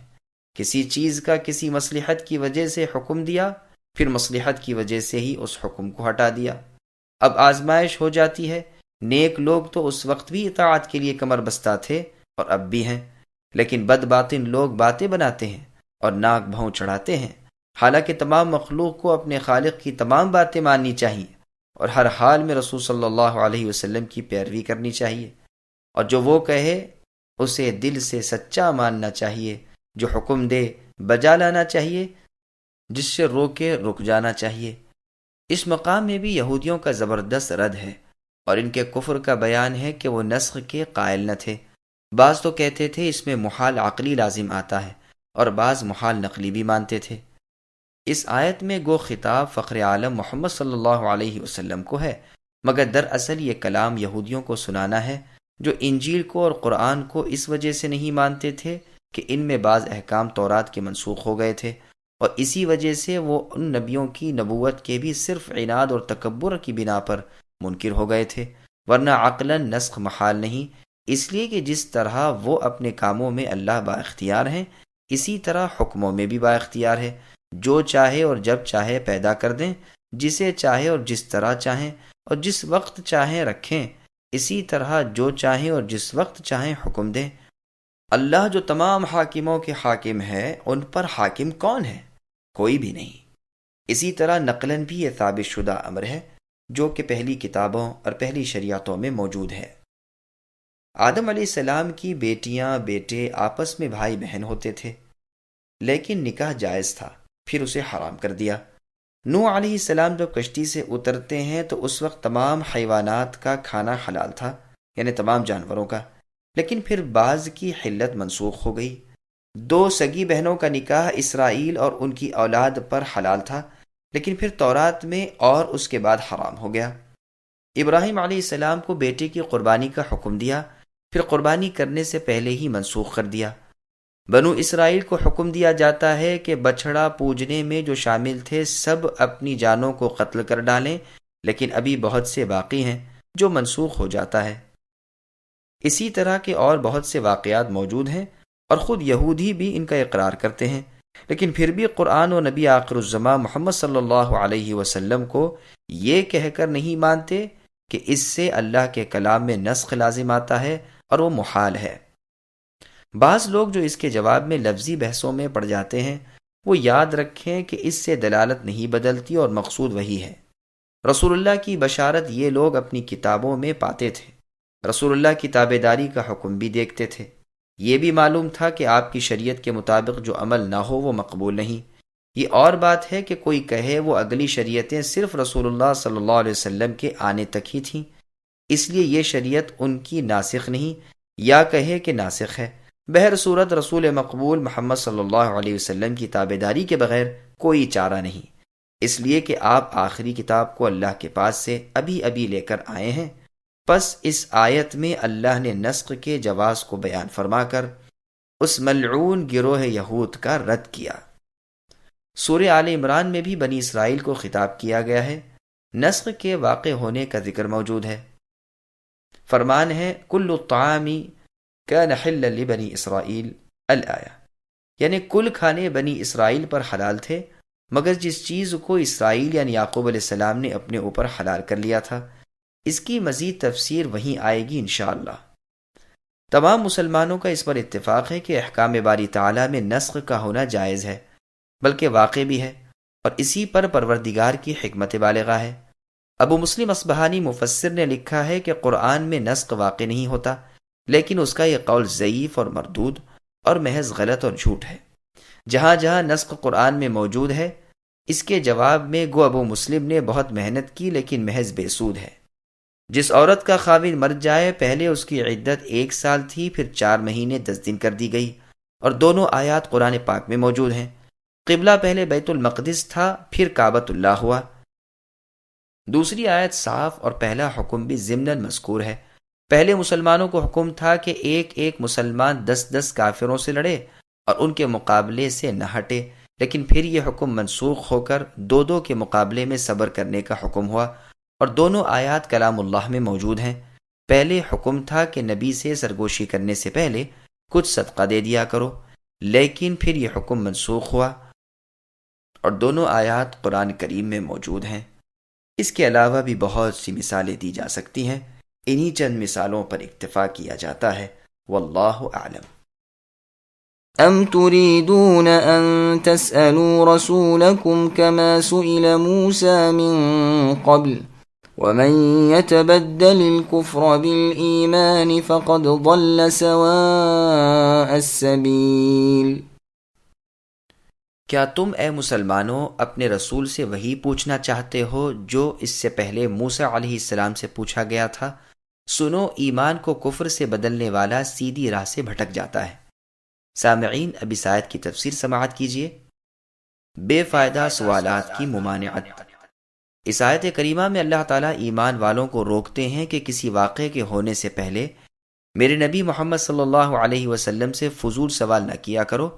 کثرت سوال کی عادت بہت بری ہے، جیسا کہ ارشاد ہے، یا ایھا الذین آمنوا لا تسألوا عن اشیاء الآیات، یعنی اے ایمان والو، ان چیزوں کا سوال نہ کیا کرو جو اگر ظاہر کر دی جائیں تو تمہیں برا لگے گا، اور اگر تم قرآن کے نازل ہونے کے زمانے میں ایسی پوچھ گچھ جاری رکھو گے تو یہ چیزیں ظاہر کر دی جائیں گی۔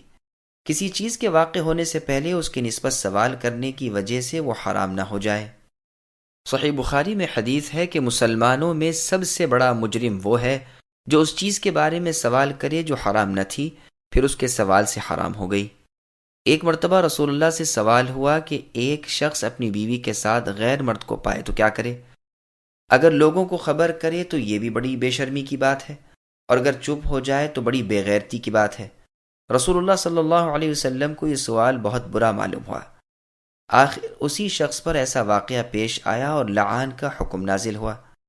بخاری اور مسلم کی ایک حدیث میں ہے کہ نبی صلی اللہ علیہ وسلم فضول بکواس سے اور مال کو ضائع کرنے سے اور زیادہ پوچھ گچھ سے منع فرمایا کرتے تھے۔ صحیح مسلم میں ہے کہ میں جب تک کچھ نہ کہوں تم بھی نہ پوچھو۔ تم سے پہلے لوگوں کو اسی بد خصلت نے ہلاک کر دیا کہ وہ بکثرت سوال کیا کرتے تھے اور اپنے نبیوں سے اختلاف کرتے تھے۔ جب میں تمہیں کوئی حکم دوں تو اپنی طاقت کے مطابق بجا لاؤ، اور اگر منع کروں تو رک جایا کرو۔ یہ رسول اللہ صلی اللہ علیہ وسلم نے اس وقت فرمایا تھا جب لوگوں کو خبر دی کہ اللہ تبارک و تعالی نے تم پر حج فرض کیا ہے۔ تو کسی نے کہا، اے اللہ کے رسول، ہر سال۔ آپ خاموش ہو گئے۔ اس نے پھر پوچھا، آپ نے کوئی جواب نہ دیا۔ اس نے تیسری دفعہ پھر یہی سوال کیا۔ رسول اللہ نے فرمایا، ہر سال نہیں، لیکن اگر میں ہاں کہہ دیتا تو ہر سال فرض ہو جاتا، اور پھر تم کبھی بھی اس حکم کو بجا نہ لا سکتے۔ پھر رسول اللہ صلی اللہ علیہ وسلم نے یہی مندرجہ والا آیت تلاوت فرمائی۔ انس رضی اللہ عنہ فرماتے ہیں، جب ہمیں رسول اللہ صلی اللہ علیہ وسلم سے سوال کرنے سے روک دیا گیا تو ہم رسول اللہ سے پوچھنے میں ہیبت کھاتے تھے، چاہتے تھے کہ کوئی بادیہ نشی ناواقف شخص آ جائے، وہ پوچھے تو ہم بھی سن لیں۔ یہ روایت مسلم کی ہے۔ اور مسلم میں برا بن عازب رضی اللہ عنہ فرماتے ہیں، میں کوئی سوال رسول اللہ سے کرنا چاہتا تھا تو سال بھر گزر جاتا تھا کہ مارے ہیبت کے پوچھنے کی جرت نہیں ہوتی تھی۔ ہم تو خواہش رکھتے تھے کہ کوئی عرابی یعنی دیہات کا بادیہ نشی آدمی آئے اور رسول اللہ سے سوال کر بیٹھے، پھر ہم بھی سن لیں۔ یہاں پر لفظ ام یا تو بل کے معنی میں ہے یا اپنے اصلی معنی میں ہے، یعنی سوال کے بارے میں جو یہاں پر انکاری ہے۔ یہ حکم مومن کافر سب کو ہے، کیونکہ رسول اللہ کی رسالت سب کی طرف تھی۔ قرآن میں اور جگہ ہے یسألک اہل الکتاب الی آخرہ، یعنی اہل کتاب آپ سے نبی سوال کرتے ہیں کہ آپ ان پر کوئی آسمانی کتاب اتاریں۔ انہوں نے موسیٰ علیہ السلام سے اس سے بھی بڑا سوال کیا تھا کہ اللہ کو ہم اپنی آنکھوں سے اسی دنیا میں دیکھنا چاہتے ہیں، جس ظلم کی وجہ سے انہیں ایک تند آواز نے ہلاک کر دیا۔ رافع ابن حریملہ اور وہب ابن زید نے کہا تھا کہ اے محمد صلی اللہ علیہ وسلم، کوئی آسمانی کتاب ہم پر نازل کیجئے جسے ہم پڑھیں اور ہمارے شہروں میں دریا جاری کر دیں تو ہم آپ کو مان لیں۔ اس پر یہ آیت اتری۔ معلوم ہوا کہ تکبر، عناد، سرکشی کے ساتھ نبیوں سے سوال کرنا نہایت مذموم حرکت ہے۔ جو کفر کو ایمان کے بدلے مول لے اور آسانی کو سختی سے بدلے، وہ سیدھی راہ سے ہٹ کر جہالت و ضلالت میں گھر جاتا ہے۔